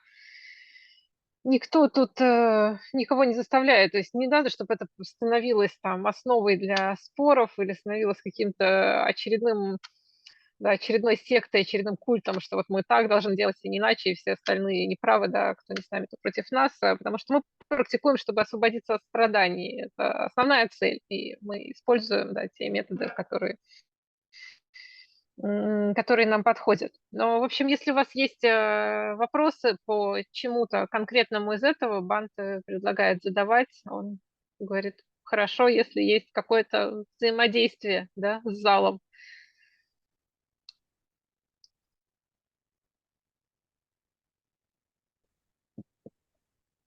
Там еще последний вопрос в чате, может быть, тогда Ратта на этом Винита вопросе Сута. Да, Ратта Винита Сута написали. остановимся. Отлично. Ну, там еще есть Да-да-да. пару вопросов, но Бханте подробно очень все рассказывает. В общем-то, вопросов у меня вот нет. Но там еще есть пара вопросов, я могу зачитать следующие. Да, можно, я думаю, еще один вопрос тогда, и потом на этом остановимся на Ну сегодня. вот, да, наверное, последний это скорее комментарий, а вот еще один можно вполне разобрать.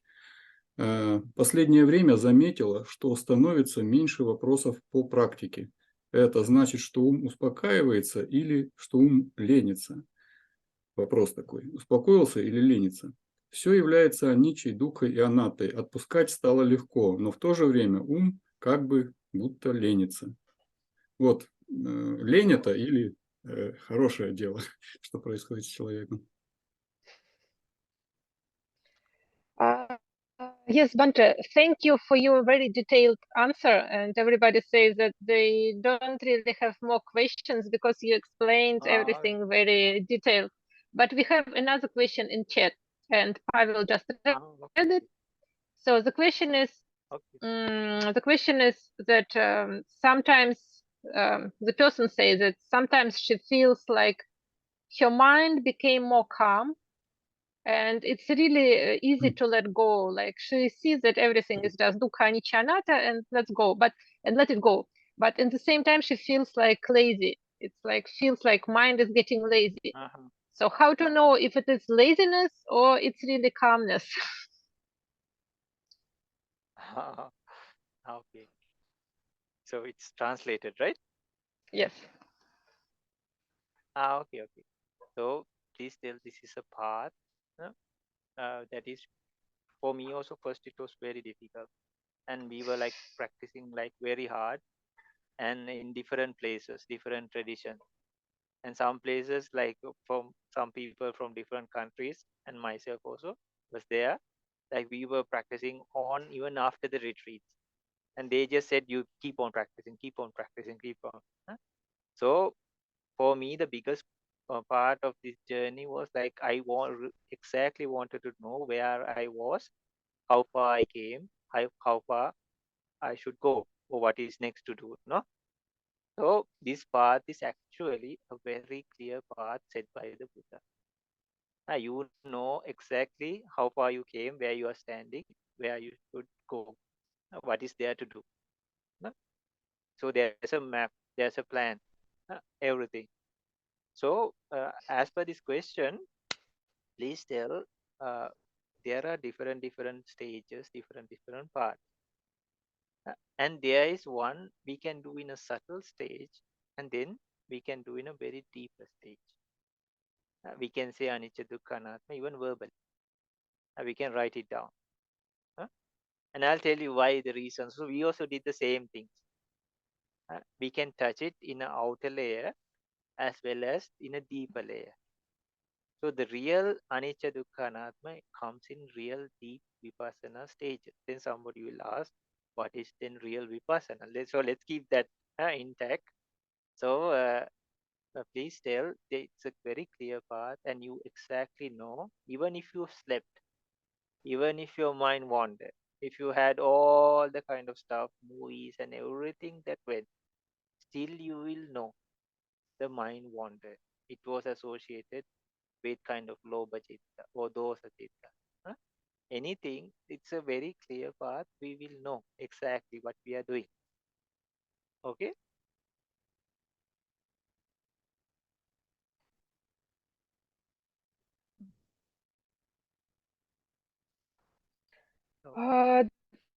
Да, Бханте говорит, что это действительно бывает трудно. То есть он тоже много где практиковал, много где бывал, и в разных там учителях, в разных местах бывал, и везде говорят просто, ну, практикуй дальше, практикуй дальше. А ему хотелось знать вообще, где он находится, как далеко он продвинулся, да, делать, как далеко еще впереди осталось, да, практиковать.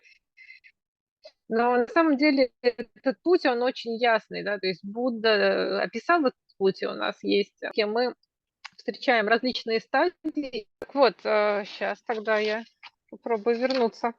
Речь была про то, что когда Бханте практиковал в разных местах и у разных учителей, то ему тоже всегда хотелось знать, насколько далеко он продвинулся. То есть не просто, когда ему говорят, что практикуй дальше, а хотелось знать, как далеко вперед он уже прошел, и что, на какой стадии он находится, как много еще осталось. И на самом деле путь, по которому мы практикуем, да, он описан Буддой, и, в общем-то, мы можем ясно понимать, это у нас какие-то поверхностные переживания, или мы уже достигли каких-то более глубоких состояний. Да? Если мы говорим про 3 характеристики, то по-настоящему увидеть 3 характеристики – это такое довольно глубокое переживание, и если мы его достигаем, то оно становится постоянным, да, то есть что бы с нами ни происходило, да, в какой бы ситуации мы ни находились, мы их продолжаем воспринимать. Okay, it should be. It's working now. Okay. I'm sorry. So please tell like this anicca dukkha anatta, like good this person is trying and practicing all, that's perfectly fine. So but this thing we can do just by thinking. Oh, this is anicca dukkha anatta, this changes, no? And we can do it in a logical way, with logics. We can say, oh, because this happens, no? This child, now we see like this child is grown up. So we can say, okay, now there's change. The day passes. So because of this reason, now it's changing. So this is also a way of seeing, no? Or like describing it. Then we can use the theories, no, in the books and all these things, or even the Dhamma itself, and say, oh, Buddha taught us like this. So that is also helpful theoretically. And the best way is like practically. Practically also, we go to the ultimate realities. That is the way, like in the latest, like the 7 chariots, like Vasily, thank you for sharing. So the 7 chariots, so actually we go to that part, not the first chariot, the second chariot, not the third even. Around the 4th or the 5th chariot is the time we really start vipassana. Before that, we are gathering the ingredients. So you will ask, what are the ingredients, right? Say, for example, I'm telling, Nadia, right? Nadia or Vasily or, sorry, I don't know everybody's name. Please excuse me. I am making a cake here. I'm telling, no? And only the wise people can see. No, you all, sorry, like you, no? So only the wise people can see I'm making a cake. Then you'll ask, Bhante, where are the ingredients, no? At least if I have some flour, no, and some egg or butter or something, you can even think, okay, this guy is making a cake or trying to make a cake. But if I don't even have my ingredients and I'm telling I'm making a cake or some bread or something, you can think this is something. No, he's just imagining things, right? So likewise, some people do superficial vipassana. That is the most dangerous part. So those other number after number 2, number 3, 4, like 4 and 5 are like we are gathering the ingredients for vipassana. Then only like stage number 5, which will be like Magga Jnana Dasana Visuddhi, and then Patipada Jnana Dasana Visuddhi. That will be the stages we are really practicing vipassana. So I can give you a simile also, just like that cake. If I'm really making, or at least trying to make a cake, I should have the ingredients, right? And there's a beautiful this was told by Arahanta, not me. So say maybe you can see because of this body or something, there's a shadow. There is a shadow, and the shadow is made because of the image of the body, or the body. So if somebody wants to give something or even hit this person, no use trying to give it to the shadow or hit the shadow, right? They should get the person, but the shadow came because of the person. So ultimate reality is like the person, the materiality and the mentality, but the conceptual reality is like the shadow. So if we work with the conceptual reality and just say this is anicca, dukkha, anatta, that is like we are trying to catch the shadows, but it came from the ultimate reality. But we have to get to the ultimate reality to really get to know anicca, dukkha, anatta. We are working with the real ingredients, not superficial. That's why we don't say, even for myself, when I was practicing before, we were practicing different traditions, different ways, all these things. But we were saying the words, anicca, dukkha, anatta, and they were like big mantras, like big leaflets. You had to remind them, and we used to say, our teachers also, some teachers. So we were like day, morning, day, evening, like parrots saying, no. But you forget it when you get angry or something. You forget this, and the anicca, dukkha, anatta goes through the window, right? And then the anger and everything comes. But when you go to ultimate realities, no, you really dig in. That's why it is called insight meditation, vipassana. The true vipassana is associated with the ultimate reality. So please tell this person, like if this person, I don't know, no. So, maybe we can talk about this later. Next after this, a lot of information, right? Да. Так что да, 3 характеристики. То есть 3 характеристики иногда, то есть вообще рассуждать о них и размышлять — это всегда хорошо, но иногда это происходит только на таком очень поверхностном уровне. То есть иногда это просто наши какие-то рассуждения, наша логика. Вот мы видим там, например, ребенок вырос, да, ребенок был маленький, там вырос, потом стал взрослым, или там вот день, ночь сменяют друг друга. И мы такие, вот непостоянство, да. И это, конечно, тоже способ на это смотреть, но или мы можем там на книги опираться, или там даже на учение Будды, говорить, вот Будда вот так объяснял непостоянство. Но лучше, на самом деле их нужно понять на практике. И чтобы это сделать, мы должны увидеть абсолютную реальность, да, высшую реальность, параматха сача. И на самом деле это происходит не сразу. Вот если, да, говорить про эти 7 висудий, да, про эти колесницы, которые, да, одна сменяет другую, то это где-то уже на уровне только 5-й колесницы начинается, 4-й, 5-й колесницы начинается випассана. До этого мы просто собираем ингредиенты, да, как если мы хотим испечь пирог, то нам нужно много разных ингредиентов, да, мука, там, масло, яйца, я не знаю что. Если у нас их вообще нет, то глупо говорить о том, что мы хотим испечь пирог, да, то есть никто нам и не поверит, и это невозможно просто сделать. Вот, поэтому такая поверхностная випассана — это есть определенная опасность в этом, если мы еще не собрали, да, необходимые условия, но нам начинает казаться, что мы уже что-то практикуем. Вот на самом деле випассана — это Мага-мага нянадасана висудди, по-моему, да, и патипада нянадасана висудди. А до этого это все мы просто готовимся к тому, чтобы это увидеть. Или другой такой пример, который тоже из суд, который в сутах приводится, это что вот как у нас есть настоящий человек, да, и у него есть тень. И если мы хотим, я не знаю, там что-то дать кому-то, то мы даем человеку, а не тени, да, или если мы будем бить тень, то, опять же, мы ни на что не повлияем. Но, тем не менее, тень, она возникает из-за того, что есть настоящий человек.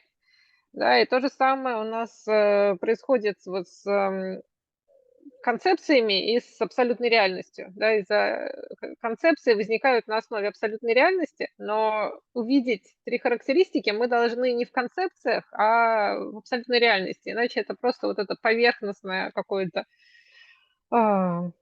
наблюдение, да, как будто мы тень пытаемся поймать вместо настоящего человека. И это такая распространенная ошибка, и Бханте говорит, он и сам с ней встречался, и в других ее видел, да, мы весь день можем повторять, и в монастырях или где-то в центрах медитации мы все время слышим про 3 характеристики, да, и мы все время повторяем, да, вот все постоянно, да, и так далее, все не удовлетворено. Вот, мы иногда просто повторяем, да, 3 характеристики, но не видим их по-настоящему, потому что вот, чтобы випассана, вот почему випассана называется медитация прозрения, потому что мы должны увидеть сначала вот эту абсолютную реальность, и тогда уже мы можем увидеть, да, какая она на самом деле, увидеть, что там все непостоянно и так далее. Окей? So please tell, like, even ourselves we were practicing, and then even some people, even they argue today, and some people even were angry with me because I don't, because they, even myself, when I went to Myanmar and all, I thought, oh, you have to practice vipassana, you have to practice, it is vipassana, you have to practice vipassana at some stage, but there's a beautiful build up for that. There's a beautiful build up. So the Buddha had shown it very beautifully. So number one, if you take, others, it becomes superficial. We think we are doing it, but it doesn't really happen. It's like you go and read the menu of the, even Goenka Kaji said this, no? Like if you go and read the menu, that doesn't mean you ate the food, right? Even if you see other people eating it, you didn't still eat it, right? But when you eat it, that's the time you really taste it, no?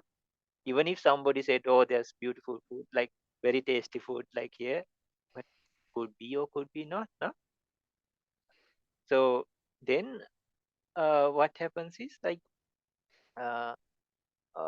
you can see clearly the first one is associated with sila. That is to stop the damage that is happening and feeding the kilesa from your body door and actually the 5 sense doors. Body door and speech especially. Then number 2 is to build concentration, either access or absorption. That is to stop the 5 hindrances. Then later it will be like Kanka with the, Ditti Visuddhi. That will be like we are collecting the ingredients for Vipassana, which are very simple: materiality and mentality. There's no confusion. To see this, we need a very strong mind that goes beyond what is now. So this also can be well explained: the sensual mind, the sensual akusala mind, the sensual kusala mind. And if somebody has like Rupavachara mind, material, no, raw mind, that is more powerful than the no. That is what we call absorption, jhana. So it doesn't matter. We just want to free ourselves from. So then they can witness things that they did not witness before. For example, the materialities. They are called paramattha. For example, the earth element. It's not the idea of the earth element, the real earth element. Sorry. We have an idea of earth. It could be soil, it could be a stone, it could be a cube of ice, which has all 4 elements. Yeah? Even the water has all 4 elements. Even the breath has all 4 elements. So we think, oh, this is wind element. No, that is a very gross form of conceptual reality, not ultimate reality. So in the second, third stage, what we do is we clear and get the proper ingredients. We know exactly the anger mind, which is common to every being, not only ourselves. Because we are angry one time to one thing, the other person is angry to the opposite, another thing.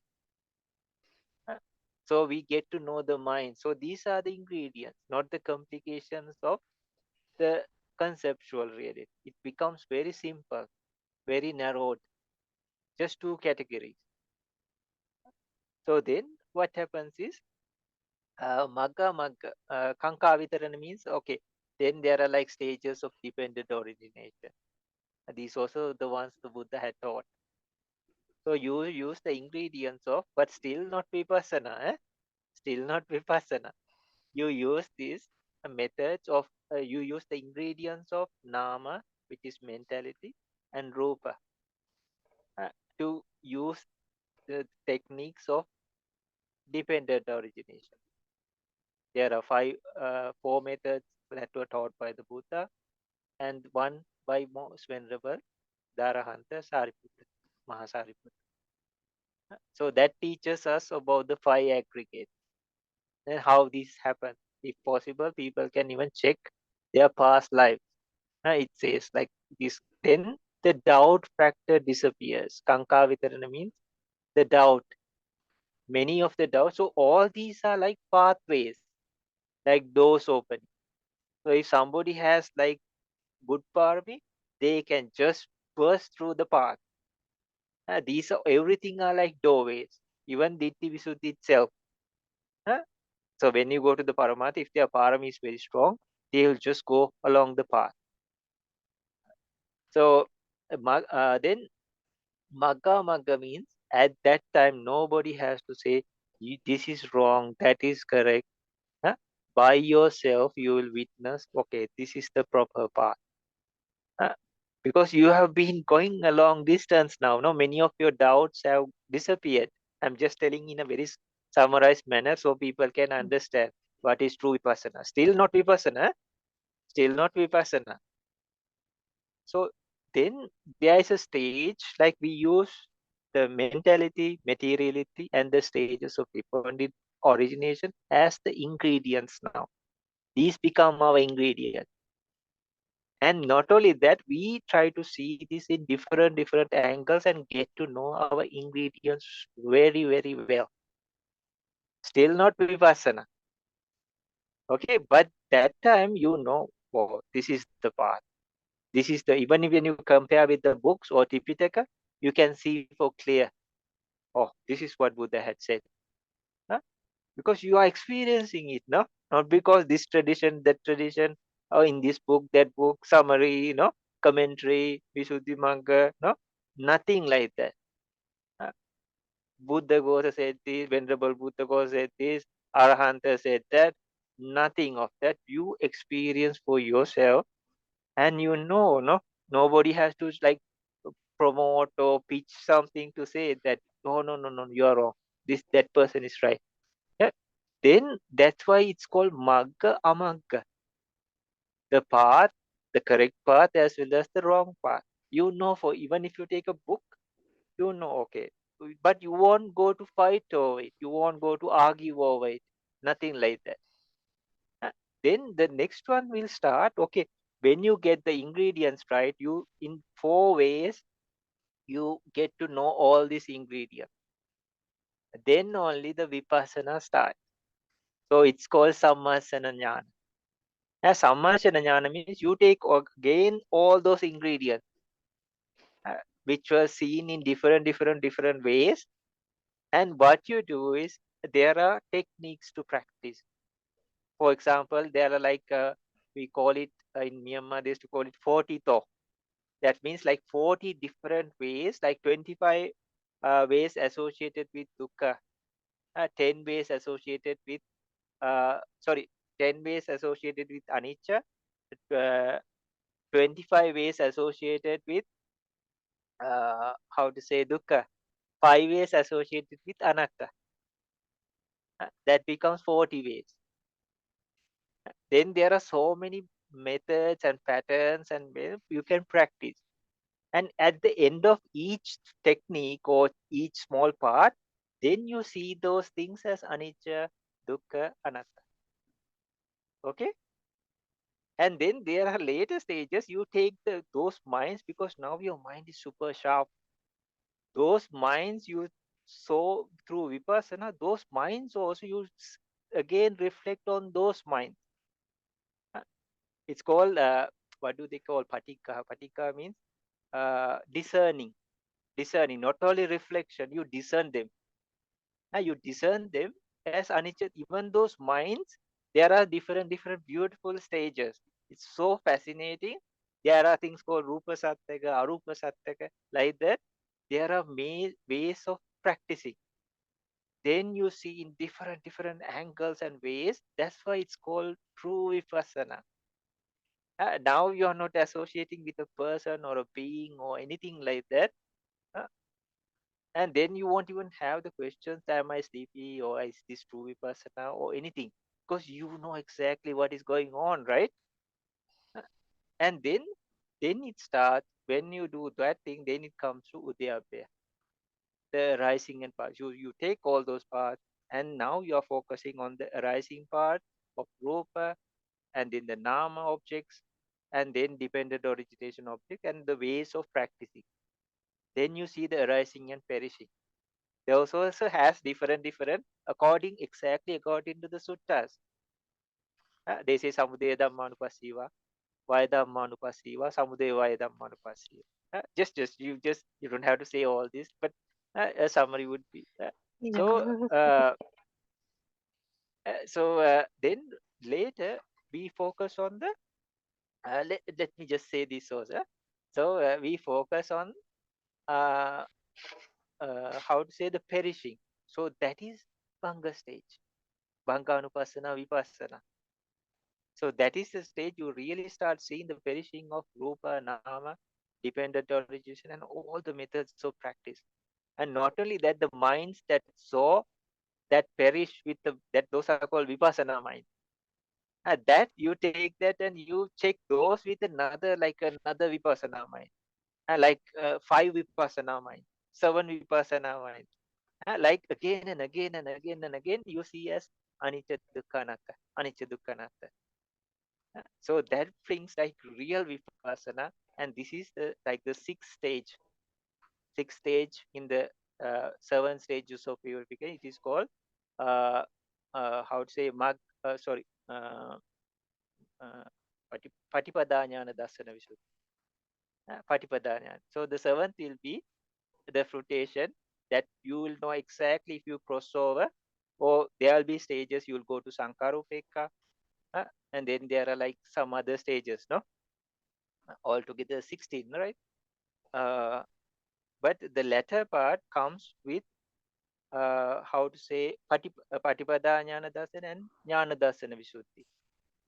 So these are very clear, and there's a path that is always been there and very clear, like a highway. So we just have to go step by step on this very clear path. So you know exactly what you are doing, where you stand, and how far there is to go. So all these arguments or this fighting or I am right, you are wrong, all this goes down the drain. And we start working on the path, which is so clear. Okay? Okay, I'll try. Yeah, just take your time, no hurry or anything. Just relax and then try to Yeah. I made some notes. I think it helps. okay. Да. Вот, так что с чего все началось? Все началось с того, что если випассана у нас поверхностная, то вроде бы мы как будто видим там непостоянство и все характеристики, а потом что-то начинает происходить, там мы разозлились, еще что-то, и все пропало, да, и все исчезает. Вот это значит, что это просто какое-то логическое понимание или мысли, но мы по-настоящему ничего не достигли, да, и Бханте тоже говорил, что он сталкивался, да, иногда в Мьянме, по-моему, он когда практиковал, да, там все говорят, да, не нужны джаны, да, практикуй випассану, но проблема в том, что она вот на таком поверхностном уровне часто застревает, и чтобы конечно, надо практиковать випассану, то есть с этим никто не спорит, но к этому нужно сначала подготовиться, и тут есть различные тут как бы есть различные стадии, через которые мы проходим. И нам нужно не просто это как-то на интеллектуальном уровне понять, иначе это как будто мы как будто мы меню читаем, да, или как будто смотрим, как другие люди едят, или рассказывают нам, да, что они поели. Но это не то же самое, что самим поесть, поэтому путь этот, он очень четко и ясно описан вот и в суттах, ну и в комментариях так получается, что вот первая стадия, то, что мы начали говорить, да, у нас сила висудии, это как забор, да, который охраняет нас от нашу территорию, да, от всяких вредных воздействий, да. Потом у нас самади, это вторая стадия, это развитие сосредоточения. И вот сосредоточение нам нужно, чтобы очистить свой ум от 5 препятствий. И тут может быть упачара самати или апана самати, да, мы можем, смотря что мы достигнем, и упачара самати достаточно, но апана самати будет более сильный, более эффективный. Да, следующая, третья стадия – это дити висуди, то есть очищение воззрения, очищение взглядов, когда мы должны увидеть наму и рупу, да, то есть физические и психические явления, да, тело и форму, да, как угодно это по-разному можно перевести. То есть мы должны их, опять же, не на каком-то таком концептуальном уровне увидеть, что обычно там, например, элемент земли, да, элемент земли мы представляем себе как, что там, как камень какой-то или что там, кусок глины и так далее. Но на самом деле элемент земли, он везде присутствует, да, там и в воде, ну, в смысле, в воде, которая течет, есть элемент земли, и все 4 элемента сразу. То есть мы вот начинаем видеть настоящие элементы, да, элементы в плане абсолютного смысла, а не в плане каких-то концепций и идей, как мы обычно привыкли. Или также мы начинаем видеть психические явления, ментальные явления, да, гнев, не просто когда мы сами злимся, а мы понимаем по-настоящему, что это такое, какова его природа вот в таком универсальном смысле. И это все еще пока не випассана, да, это мы все собираем ингредиенты, да, для того, что мы собираемся делать дальше. И следующая стадия – это когда мы начинаем видеть взаимообусловленное возникновение, да, когда мы начинаем видеть взаимосвязь, да, причины и следствия. Это называется канка витара на висуде, да, то есть это когда мы избавляемся от сомнений, то есть мы больше не сомневаемся, как оно все устроено, опять же, не потому, что мы прочитали и запомнили, а потому что мы видим на собственном опыте, да, как вот пять кхандх, да, 5 совокупностей, как это все устроено, мы начинаем это видеть. Некоторые люди прошлой жизни, да, могут вспомнить, опять же, вот все это, благодаря этому у нас не остается сомнений. Следующая стадия – это мага не надаст на Висуде, по-моему, да, и это как раз та стадия, когда мы перестаем сомневаться в том, что есть путь и что нет. Да, вот опять же, если к вопросу вернуться, да, мы не перестаем сомневаться, это у нас какое-то достижение в практике, или мы ленимся, да, это одно или другое, то есть нам это становится ясно, чтобы нам не говорили, там, чтобы где бы мы что бы ни происходило, мы понимаем, как практиковать правильно, да, или если мы начинаем читать книги, изучать учение, то, опять же, нам все естественным образом понятно. И, опять же, это все стадии, которые нужны нам для подготовки, да, мы начинаем видеть, что там возникновение, кто-то видит как это там было в суттах, что мы можем видеть, как возникают явления, можем видеть, как исчезают явления, возникновение, исчезновение явлений. Да, то есть это и из этого мы начинаем видеть все глубже и глубже, и вот с этого только начинается випассана, когда мы видим, да, что явления возникают и исчезают, мы начинаем видеть, что явление, потом вот этот аспект исчезновения, да, становится более ясным. Сначала у нас удая-бхая-ньяна, потом банга-ньяна, то есть все начинает исчезать, пропадать, да, раскалываться, да, как банга переводится. И М, Опять же, вот этот ум, наш ум, в котором присутствует прозрение, да, он видит вот это непостоянство, что одно сменяет другое, и все время меняется. И это происходит, опять же, не один раз как-то случайно, а снова и снова. И следующая стадия, шестая стадия, это патипада на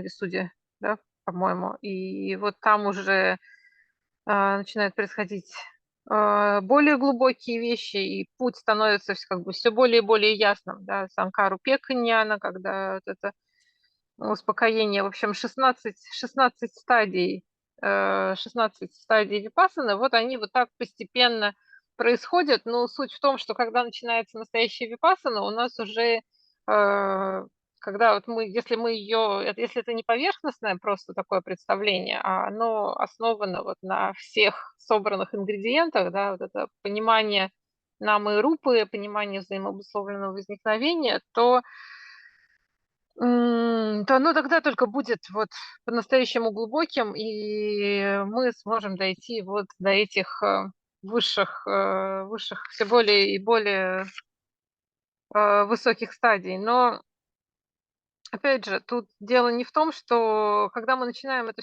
все яснее и яснее понимать, да, там еще было про 3 характеристики, да, что у нас 3 характеристики духа ничья аната, там получается 40 стадий, да, как мы их можем увидеть. В общем, все это, когда начинает происходить, начиная от удая-ба-иньяна, да, начиная от удая-ба-иньяна, у нас не остается сомнений, и эти состояния, они, как сказать, мы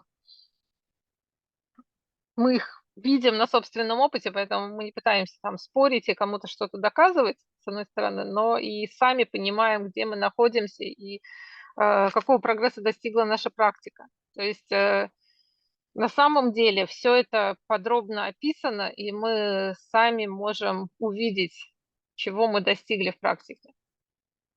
То есть вот эти сомнения насчет того, что был ли это по-настоящему какой-то опыт, или это наоборот, да, наш ум ленится, да, или еще какая-то апатия в нем присутствует. В общем, это все описано. Вот исходя из этой системы мы можем понять, что по-настоящему происходит.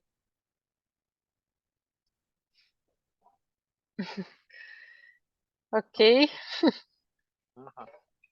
So that is the difference between like superficial vipassana and the real vipassana.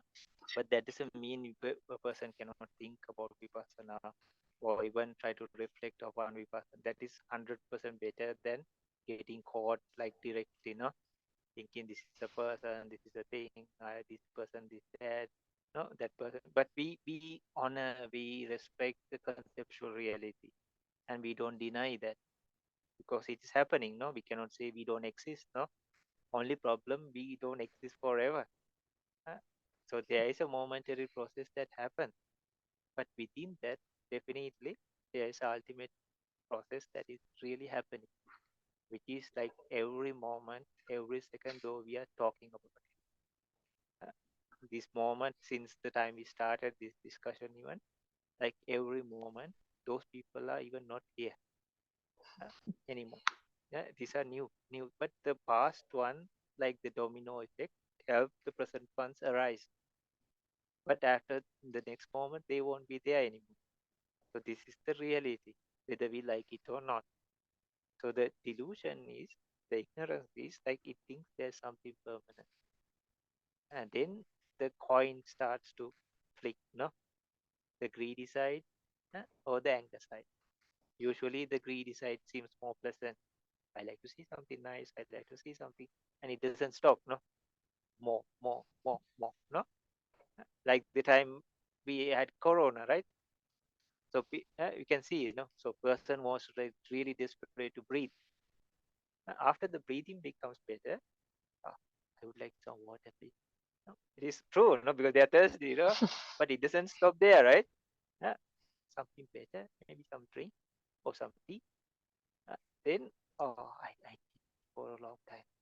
So, then it doesn't stop there. No, maybe some fancy place or some home food, and not the hospital. I cannot hospital food. Then you need more, no? Oh, I had to get out of this place. I had to go home.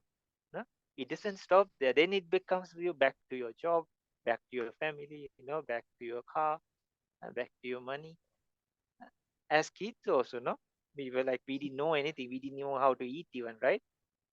But you can see, like, when a little child, you can see the first time they eat ice cream or something, they don't even know how to hold a cone, but you can see them grabbing the whole ice cream, and they have the ice cream everywhere. But the sense that's so powerful, no?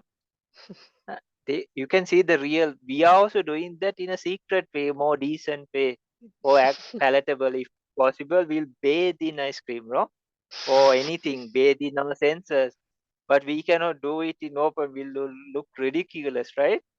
So we do it like very official. Oh, I eat this very like respectfully, very classically, no? Not like, no? But if possible, we'll do that. Oh, in secrecy, no? So we'll take a big bunch, like a mouthful, or put the biggest music or see everything we like. But luckily, there are some social things or something that like stop us from being there. But the child doesn't know these things still. So even like some children, they even used to grab some like a radio or something. They were like, or like a cushion or a pillow or something that brought them something nice or a sound. So we can see how this is working, no? So, but this doesn't help. As per that person asked, that gentleman asked, the anger, because there is like karma that is born, and not everything we see is not pleasant. The karma also plays a huge role in this. That also because of the momentary process, the karma also doesn't disappear. That's why you cannot hide from it. So everything we see is not pleasant. Everything here is not pleasant. So that is called akusala vipaka chakku viññāna, akusala vipaka sota viññāna. Then it is like bound to bring anger, bound to bring greed, or things like that. Usually kusala vipaka. So anger especially. We don't like what we see. We don't like what we hear, or taste or feel or even think. But some of them are associated with past karma, like 75% actually. Yeah, 75. Not everything 100%. Even Buddha didn't say this. So not 100% karma, but close to like 75% is karma. And most of it can be like of akusala vipaka. That's why we see even on the television, so internet or something, things we don't like, or some that are hurtful, no, or very rough, people fighting or scolding each other, accidents, no, disasters, no, all this kind of, these are akusala vipaka. So then it's like very easy for anger to trigger. That's why we have to have mindfulness, and I'm trying to connect the dots here. So yeah, so it relates to all these questions. It relates to all these questions, and that's why a wise person, or this is like the last part. So if you go to ultimate reality, you can dissect them. They are like soap bubbles. There's no like value, or value in the sense like no weight to it, and nothing you can give as like a very how to say, solid thing. So they are like, when you get to the understand, those things will be even very how to say, not worth like fighting over, or like really getting angry or building new bad karma or anything like that. So which will eventually lead us to like even eradication of all this defilement, because no point, right? And the worst part is this karma, even if we try to be super good, the past karma comes into action. Then it can turn into a very horrible situation even. Because you are trying to be very good, you don't harm nobody, nothing. But what you hear, what you see, or what you feel, taste, or anything, it doesn't seem to be good, no? Then some people even feel very bad about themselves or the situation. Because I am trying to be such a good person, I help it, but all the troubles are coming to me. Then I also should be like that. But no, it is the past karma, no. So these are also, but all it works inside ultimate reality, the karma, everything, the five aggregates, everything is involved. But we take it in the conceptual reality level.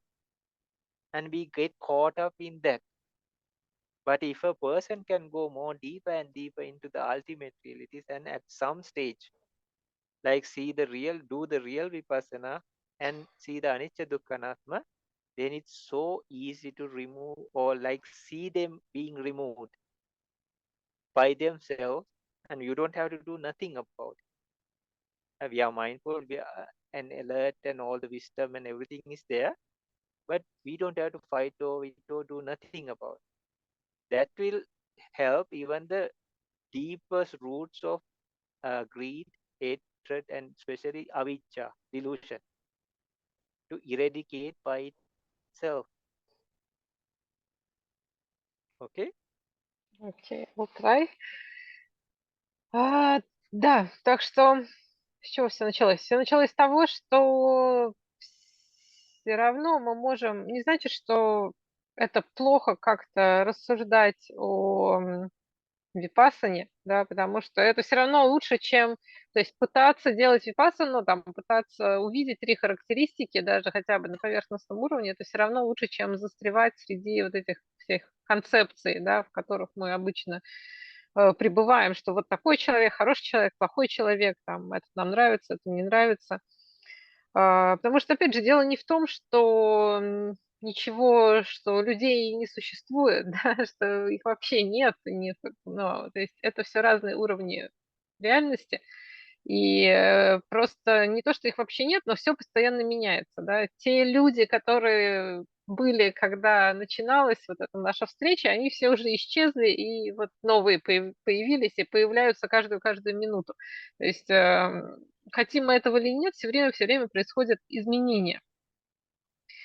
И получается так, что вот что-то все время происходит, да, и иногда вот эти неблагие состояния проявляются, да, помните про ту монету, да, которая жадность и злость. Вот пока есть неведение, то или жадность и злость проявляется. И обычно жадность, лобха, да, она больше проявляется, нам все время чего-то хочется, мы хотим чего-то приятного, да, как когда человек болеет, да, как если он в больнице лежит, то, да, с коронавирусом, вот он начинает, ему получше чуть-чуть стало, он дышать начинает сначала, да, дышать уже может, но хочет пить, попил воды, уже хочет есть, поел больничной еды, хочет домой за хорошей едой, и вернулся домой, хочет работать и все остальное делать, то есть вот так у нас все больше и больше становится желание, да, то есть или как дети, да, если посмотреть, как дети едят там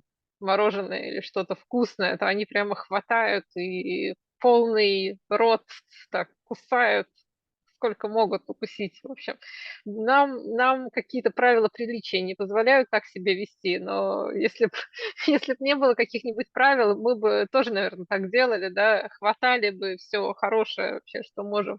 Или как дети бывают, музыка, да, если нравится, то они хватают проигрыватель, да, хватают колонку или что там они слушают. Вот. Но мы немножко поаккуратнее себя ведем, поприличнее, но на самом деле в душе, да, наш ум хочет тоже вот так все приятное схватить и побольше запихнуть в себя. Но тут еще карма играет роль, да, и когда неблагие поступки приносят результаты, да, акусала випака проявляется, то мы ощущаем что-то неприятное, да, видим, слышим и так далее. Вот эти проявления неблагой кармы, да, акусала випака, они как раз гневу способствуют, да, если мы видим, слышим, там даже, не знаю, читаем в интернете еще где-то о чем-то страшном, болезненном, там, о чужих страданиях, о каких-то, не знаю, стихийных бедствиях. В общем, это тоже вот проявление во многом акусала випака, да. Опять же, нельзя сказать, что все у нас зависит от кармы, но вот 75%, да, Бханте сказал, можем объяснить кармой, но и другие причины и условия тоже играют роль, но к чему это все? Это все к тому было, что если мы увидим абсолютную реальность, да, если мы увидим то, что там внутри на самом деле, то есть вот эти все явления, они опять же происходят и они основаны на абсолютной реальности, да, вот акусала випака, там состояние ума, и это все, но мы это воспринимаем как какие-то концепции, да, мы обычно живем в мире концепций, да, пока вот мы не увидим абсолютную реальность по-настоящему, и тогда мы поймем, что все это просто какие-то, что все это вообще не имеет какой-то ценности, какого-то смысла, да, какие-то просто пузыри возникают и исчезают, и, соответственно, мы не будем так к этому привязываться, не будем так за это там, пытаться удержать и бороться, там, за это воевать и ссориться с другими. Да, потому что обычно, пока мы этого не видим, то мы так и вот привязываемся к этим идеям, да, концепциям, которые нас окружают. Соответственно, загрязнения, вот эти неблагие состояния, они все продолжаются и продолжаются. Но если мы увидим абсолютную реальность, то за счет этой мудрости мы можем полностью очистить свой ум. То есть, опять же, это не какие-то да, мелкие воздействия, а это само по себе произойдет, да, когда мы увидим вещи такими, как если они, такими, как они есть на самом деле, то мы вот перестанем, да, вовлекаться в такие переживания, и, соответственно, неблагие состояния просто мы поймем, что им не из-за чего, да, не из-за чего испытывать нам жадность и злость. Окей? Okay. So if there are any more questions or anything or any part of this, if somebody wants to ask about it, no problem. We can talk. Так. Ну, вопрос, комментарий, наверное, Бханте как-то вот отреагирует и скажет того же человека, как я понимаю, кто задавал вопрос про сатапану. Просто практикую касину. Дошел до упекха нимитта. Недавно добавил перед основной практикой 4 защитные медитации. И стали посещать инсайды. Я. Абанатта. Раньше только концептуально был знаком с отсутствием «я», пришел к выводу, что даже практика сосредоточения несет элемент освобождения от «я». Нормально? Или еще прочитать? Сейчас попробую. В общем, человек считает, что он чувствует, что он понимает, что познал анатту, как-то ее Да. почувствовал. Вот в этом смысле что-то. Анатта после касины. Yes, we have one more question from chat, so we want to read it. Okay. So the person just someone just want to share his or her experience about the practice. So he says something like he's practicing kasina and he has reached upekha nimitta, and now he's also doing 4 protecting meditation for from like Buddha-Nusati and everything. So, and he says that he has some level of concentration, and because of this, he also starts to get some insights about anatta, about non-self, to some level. And he just wants to share that even the practice of concentration still helps to reach some level of understanding about anatta. Okay. Oh, very nice. So Very nice. no question, but да, очень хорошо. Sharing experience. Oh, very good. Very good. They're practicing. And please ask them to tell what is upekha nimitta as they are told. What is upekha nimitta as they are explained. It could be the words or it could be the way they are expressing that. Usually we say parikamma nimitta, ukkaha nimitta, patibhaga nimitta. That is the pattern, but no problem. Like, no, so these are words, no?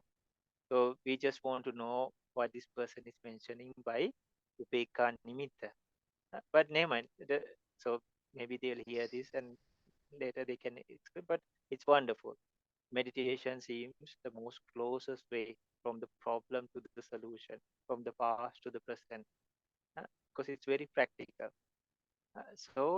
Yeah, that is wonderful. And yeah, definitely in samatha, though they say, oh, samatha, samatha, samatha, this is not vipassana. There are huge changes that happen in life itself. For example, I just tell, no, for in metta meditation. Metta meditation, we do and we build the concentration. No, so this is considered as samatha.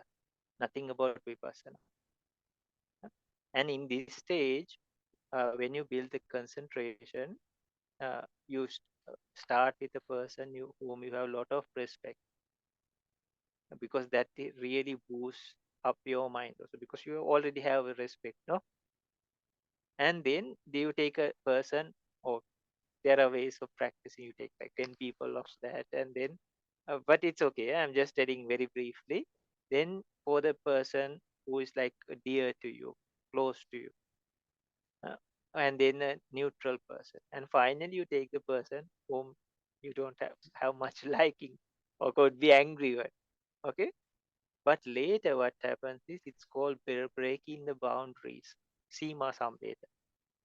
Sima sambeta means the person whom you have respect, the person whom you have a lot of liking, who's dear to you, and then the person, neutral person, and the same effect comes to the person whom you dislike, or you could be angry, or you could have hated this person before. How do we know this? Because you get the same amount of concentration to all these people. If you got access concentration, then you know for sure, right? Uh, if you got the access concentration, you get this same access concentration to all four categories. If you got the first jhana, you get to all four categories. If you got the second and the third, no? So that makes a huge. Now usually in our life we have different serving spoons. Or for the very respect, oh, very venerable, no? And then the people we like also, oh, have another spoon, no? But the people we don't, who are neutral, oh, maybe not, no? It's different. And people we dislike, no way, no, you don't get even a teaspoon, right? So it's this separate, no? We have this different mentality. So it's associated with ego, no? So in a concentration level also, this part of the ego actually goes. Only problem is it's not permanent. So what this person is telling is true, because another, even if people see or not, this not only we have to say, Buddha also said this. Buddha said there are three dhammas. Even if a Buddha is present or not, they happen. What is? One is sabbe sankara anicca. And then second is sabbe sankara dukkha. Third is sabbe dhamma. Dhamma means everything, no? It's anatta. So he said, Lord Buddha, he himself said, even if a Buddha is present or not, these three phenomena always happen. So no wonder people get a glimpse of this. For example, we can say in day-to-day life, no, when you are sleeping, you don't know which angle you are sleeping even. Sometimes you get up with a neck pain, right? Sometimes you are afraid in your dream, you forget where you are. No. So then some people fall down or meet the accident or something. They forget their life or who they are even. Even fear or different things, no? or there's one time there's an angry person, there's a happy person, there's a good person, there's a bad person. Why? No, because it's anatta every time. Otherwise, the good will be permanent. No, the angry person will be permanent, but it's not, right? So there are always signs of this anicca anatta everywhere, even in the trees, the climate, the sun, the moon, the days, the months, the weeks, the days, the weeks, the months, the years, the lifespan. No, so it's like really popping in front of our eyes, but we don't see or we don't accept. We don't accept, no. So yeah, there are glimpses like this person is telling. No? There are people, and some people, there are like rude awakenings. It could be somebody passing away, or something happens in their life, or some kind of even trauma even that can open to them to reality,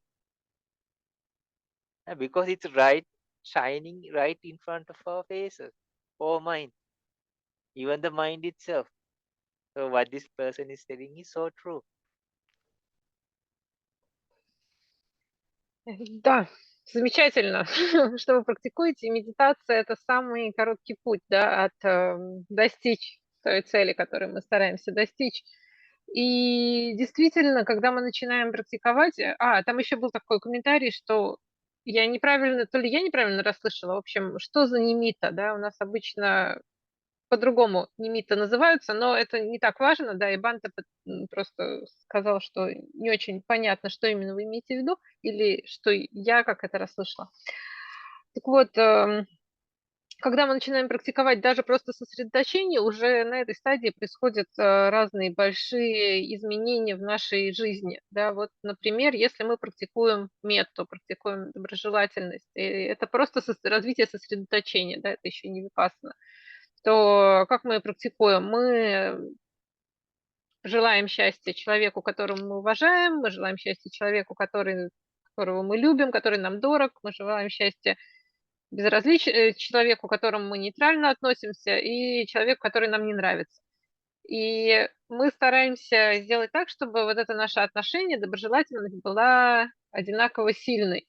Да? И со временем мы можем вот ее развить таким образом, что сосредоточение будет одинаковым, да, там, если мы упачары, мы сосредоточение доступа используем, то, значит, сосредоточение доступа к каждому из этих видов, как бы, людей, как мы к ним относимся, да, или если мы там первый джана, то ко всем первая джана, вторая джана или третья джана.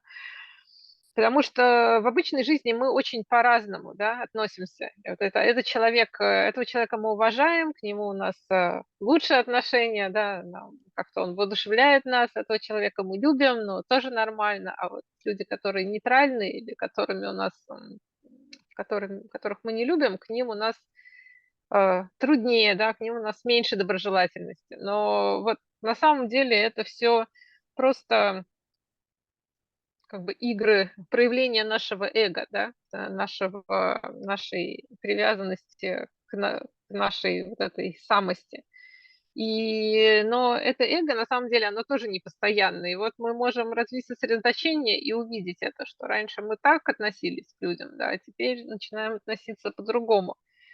И вот эти три характеристики, да, и духа, нича, аната, Будда говорил, что они, в общем-то, всегда присутствуют, да, это же не что-то, что вот появляется иногда, они всегда здесь, неважно, как в этой сути говорится, да, возник Будда или нет, там, эти характеристики все равно присутствуют, просто Будда их объясняет, да. Первая вещь, которая всегда присутствует, это то, что все саббе-санкара аничча, да, все построения непостоянны, все построения неудовлетворительны, саббе-санкара дукха. И третье – это что все построения безличностны, бессамостны, да, не существуют сами по себе. Саббе дамма аната.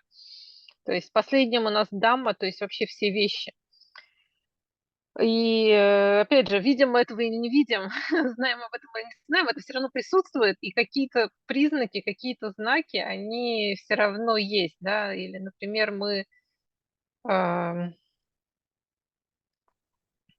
там было? Например, если мы спим, да, если мы спим, мы иногда просыпаемся и не помним, где мы находимся, да, или мы просыпаемся, и мы не знаем, в каком положении мы спим, потому что просыпаемся, у нас шея затекла или еще что-то, или люди вообще могут все забыть. В общем,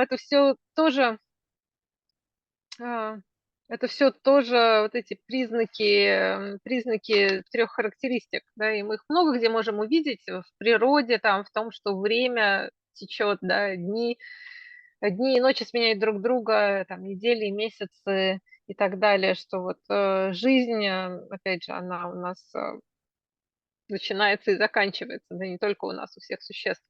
И на самом деле мы могли бы то есть на самом деле это то, что мы можем как-то увидеть, но не замечаем.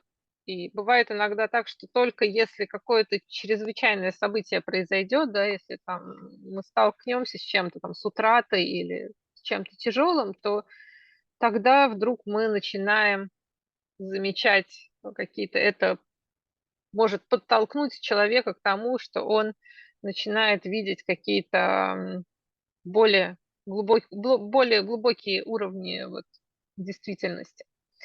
Но вот Бханте в целом хотел сказать, что действительно, да, то, что, о чем вы говорите, что практика, даже практика развития сосредоточения может позволить увидеть какие в том или ином аспекте, вот анатту, да, или, как вы говорили, какие-то какие-то еще такие глубокие вещи.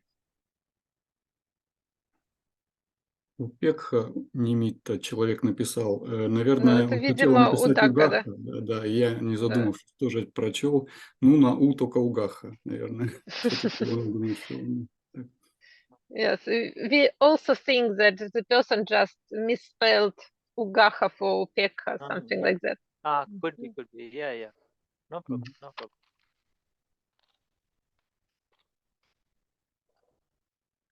То я думаю, на этом тогда закончим. Давайте. Надя, Yeah, как thank you very всегда. much, Bhante. Yeah, I Oh, think yeah. Нам we think это... Thank you. it's on. Э, Yes, thank you very much for Мы sharing with us. можем надеяться на следующие, на еще встречи. Вопросы остались. But Да. we think we will find more questions. Could we hope to meet you again sometimes? Yeah. No problem. Like Thanks. every question is valuable. Every question is valuable. So I saw some programs like they said they ran out of questions. But Мгм. if when people are practicing and there are so many, even the most simple of questions is a question, no? So no problem. Anybody can ask anything. No, we can make. I'm just telling. I'm just suggesting. No, I don't want to control anything or anything like that. So we can make people can make it like open conversation, Mhm. and people have many questions. No, actually meditation, Dhamma, life, they are everything is it is Dhamma. So actually meditation, yeah, is life, and life is meditation. When you keep on practicing, we will understand this also. So there are so many questions to ask, and then please the translate also be careful, because I met some people like they said like they are too tired. So then I said let's do it as a service, no? Then still this person this I'm not complaining, I'm just telling what happened. So you also please like take care, and sometimes you don't have to tell all the part, just a summary would be fine. And yeah, so this person told like, oh, I have to remember also, I have to translate also, it's too much. Then Saturday, Sundays, other days I have to meditate, so I cannot do so many things. So please so the translate also, please be careful. And yeah, so yeah, for anybody, like so take some water and then relax. And I also did translation, no? So my part was like I would just take the part from that Bhante or somebody, and I would just use any words.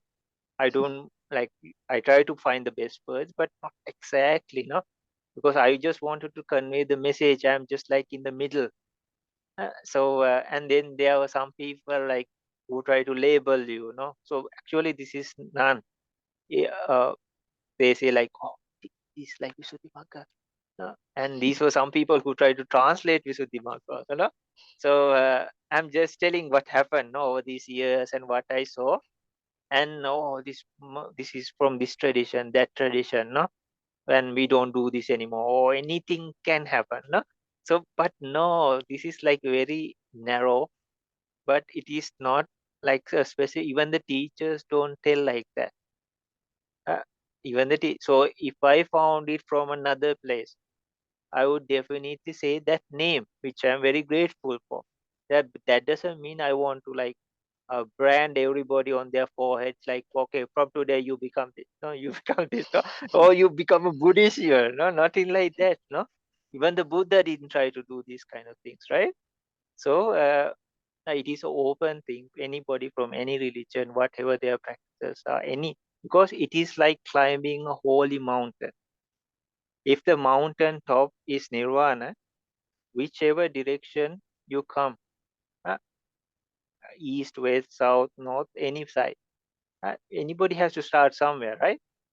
But in the 1 kilometer, 2 kilometer round the mountain, there should be something similar, something similar. And the person from the northern side can move to the southern side. The southern side can move to the northern side, because at some parameters, they should be same. They cannot say, oh, you have to go on the northern side itself, no? You have to go in the southern side. Oh, you are wrong. You cannot go. Because it is a journey, no? A spiritual journey. So anybody can come, and later we will understand all these concepts dissolve. They are like ice carvings. They are good, but it's all consists of water. And later you can put everything in a bucket and dissolve everything. Though they say this tradition, that tradition, lay life, monk life, no, nun life, no. So, but later there are good aspects of all, but we have to go to the ultimate reality, which will dissolve all these concepts. And it's no use fighting or limiting. I saw like sometimes even monks. I was so strange about it, like so surprised. Sorry, yeah. One monk had like he was telling like anapana. It's only concentration meditation. You cannot use it beyond. And he was like really like, because he had not practiced more than that, right? Even in the books it is, no? Anapana Swati Sutta has 16 ways. So why put your ideology and try to block? If I don't know, I don't know. I'm not the Buddha, right? Before I was too proud to say that, but now after all these years, I definitely can say that, because I'm not the Buddha, right? If the answer, I can find it for you later, or try, no? So please be careful. Like we can have everybody's questions. There's nothing saying like we run out of questions, because there is something, no? And then and the translator also, please be careful, and let's keep it like open way, because anybody can connect, no? And whatever they are practicing also, so we can do suggestions but not force anybody, no need, right? We can show like okay, the path, it's very clear, so anybody can like and for themselves they can see, okay, this leads to that, no? Even this person who was practicing the kasina, so kasina can take to even 8 attainment, and if a person goes to the 8th attainment, it is perception or non-perception. And even the first immaterial jhana, the 5th, is a huge experience that is like immaterial, not material. Okay, earth kasina, fire kasina, all these belong to material. but that is something you build up through, like, for example, it is the space that practitioner takes as an object. So then you gather the whole space into one consciousness. Then the third jhana, you take the absence of, when you are building the second jhana, the first jhana disappears, right?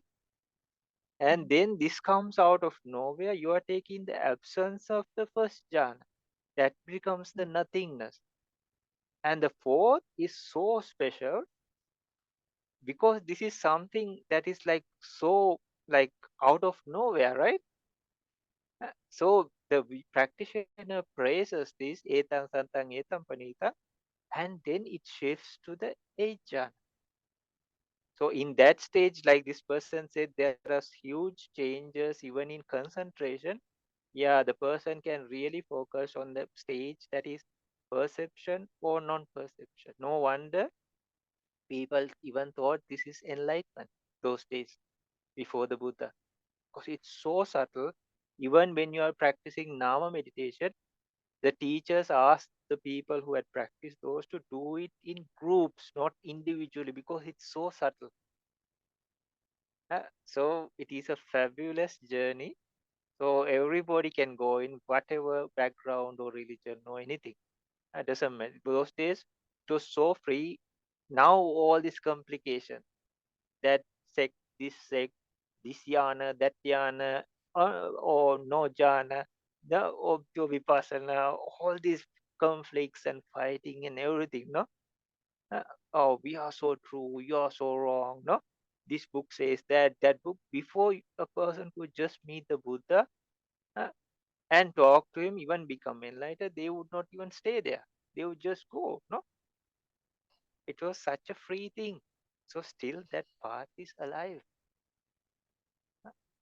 And more you go in, it becomes more simple.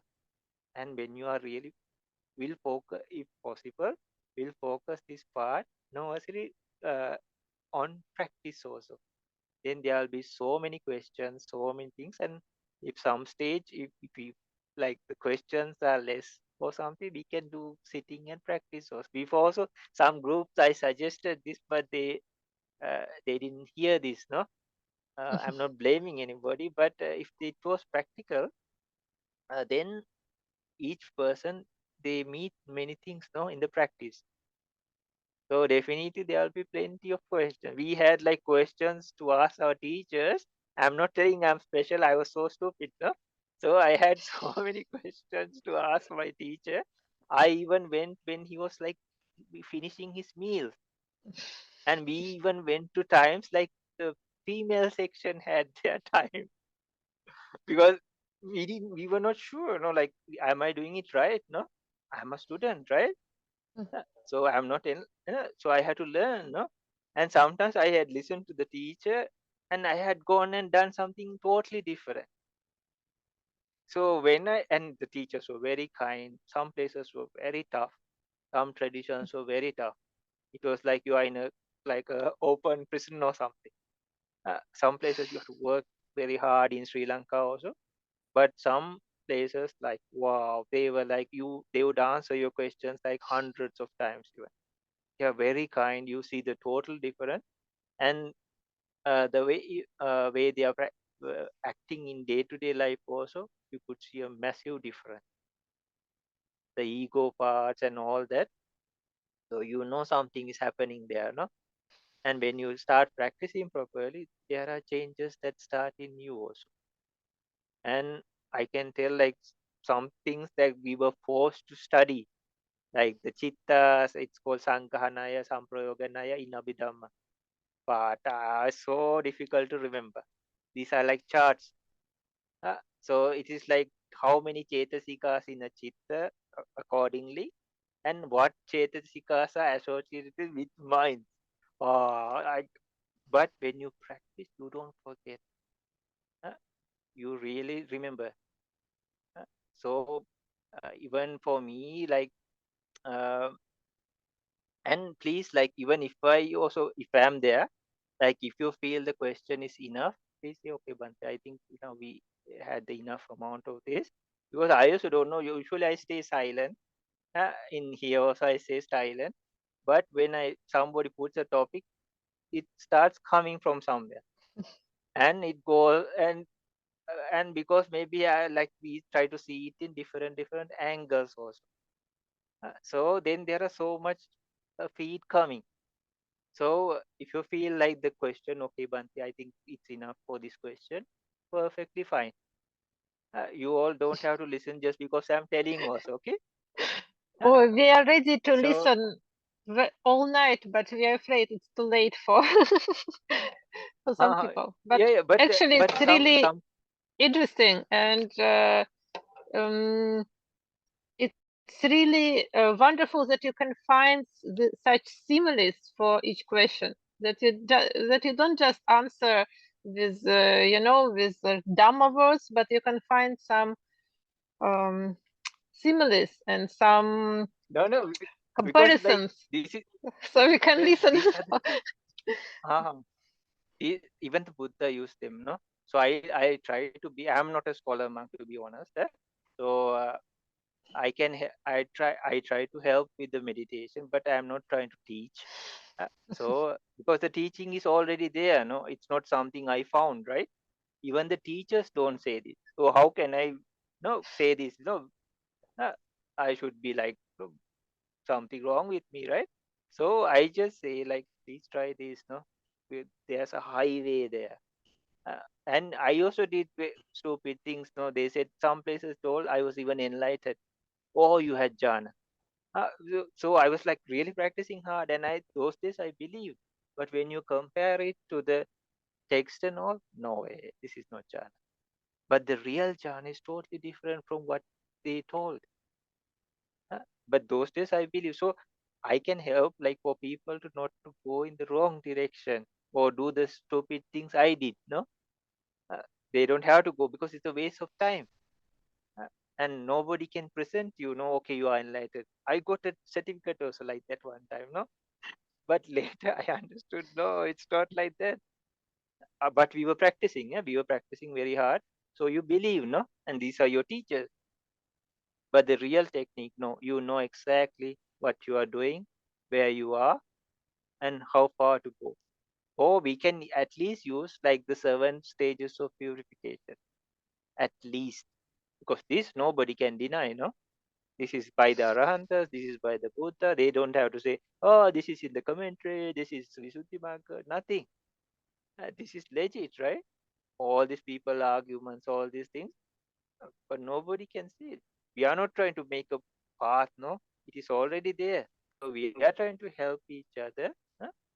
And so it's like suggestions or helping, like Kalyana Mitras getting together.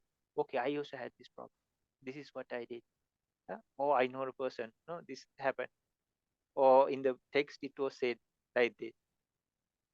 So we don't have to change anything because the Dhamma, there's nothing to change. Buddha's words are past, present, future. Everything is like that. So we have to at least learn how to use that and to have like permanent happiness and peace. That also not like how to say overdo it, or even the discussion like not to get too tired or get run out of stuff. No, it's not like a teledrama series or something. No, you don't, or a comedy. No, you don't run out of jokes. No, so yeah, so there are problems. No, or even the experience, sharing of experience, just like that person did. It's beautiful, right? So and sometimes, if there's nothing, we can just sit and meditate. No problem. Practicing Vasily or someone or Sotera will schedule a new meeting. Yeah, please, you take all you decide, and I'll help whenever you need. Yes, thank you. Ну, главная новость, главный вывод из всего сказанного, что Бханте согласился встречаться с нами еще. И он много чем с нами поделился, но, и, к счастью, он разрешил, сказал, что я могу немножко сокращать. И не то, чтобы я хотела его сокращать, но я делаю, что могу. Вот. И он много говорил о том, как нам относиться к практике, да, что не надо вот этот сектарный такой подход, когда мы говорим, что вот этот только метод, один метод правильный, все остальное нет. В общем, от этого много проблем. И он это там по-разному сравнивал, например, с горой, да, если мы поднимаемся на гору, у горы есть вершина, то мы можем с разных сторон на нее подняться, и все это будут рабочие пути. Это не значит, что только один путь какой-то верный, и надо об этом спорить. Да? И опять же в том, что если мы начали идти там, по одной дороге, то потом мы начали идти с юга, потом мы поднимемся дальше с севера, потому что, в общем-то, есть что-то общее, да, у всех этих путей, не то, что один исключает другой обязательно.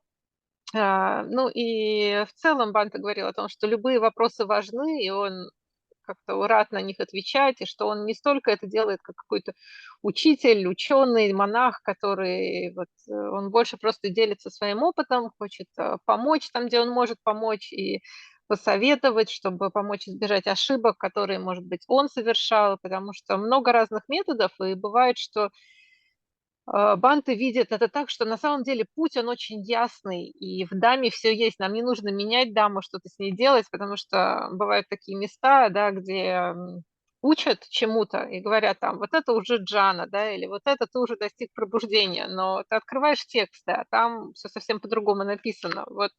И это тогда трата времени, да, если мы практикуем таким образом. И как раз Бханте хочет вот помочь нам избежать таких ошибок, и он рад с нами делиться и говорит, что он вообще обычно-то живет довольно тихо и молчит все время, а когда ему задают вопросы, появляется какая-то тема для обсуждения, то он вот может, как бы к нему приходят вот такие ответы, и он готов рассказывать так дальше и дальше. И он, конечно, очень скромно говорил там о себе, что, пожалуйста, там, прерывайте меня, и если вы устали и так далее. Но мне кажется, мы не устали, и мы бы еще послушали, но время уже, да, позднее, я понимаю, что воскресенье, и, может быть, у людей тоже какие-то Надя, завтра извини, я планы. перебью. Я от всех тебе огромное спасибо, потому что Надя сегодня целый день на ретрите, не отдыхая, взялась и сидит до ночи, переводит. И так здорово. Спасибо за отличный перевод. Правда, это вот действительно очень Ну, все я четко, понятно. Спасибо рада большое. помочь. Большое спасибо.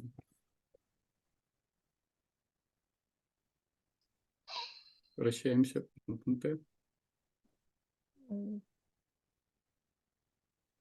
Yes, thank you again for your teaching. It was Okay. really inspiring, and we hope to see you soon again. Yeah. Okay, thank you for having me, and I wish you all the very best. May you be well, may you be safe, and we all would strive on the path for total happiness, total peace, which is nirvana. Да. Thank you Бханте very тоже much, нас Bhante. благодарит. Pacho. Бханте нас благодарит и желает нам счастья, успехов и достижений ниббаны. И всего самого лучшего. Спасибо всем, кто был с нами и кто даже досидели до конца. Я понимаю, что кому-то, наверное, завтра на работу вставать уже почти Большинство сегодня. мужественно остались. И, Да. Да, еще раз спасибо огромное, Надежда, за перевод. Спасибо за организацию. Очень Да. здорово. Да, Вася, спасибо. Надеюсь, еще все увидимся, да, было очень здорово. Обязательно будем стараться и прикладывать для этого все усилия. Thank you very much, Bhante. Oh, you're welcome. That's- Have a good Turban night. Saranay. Have a good night. Ah, Turban Saranay. Здорово.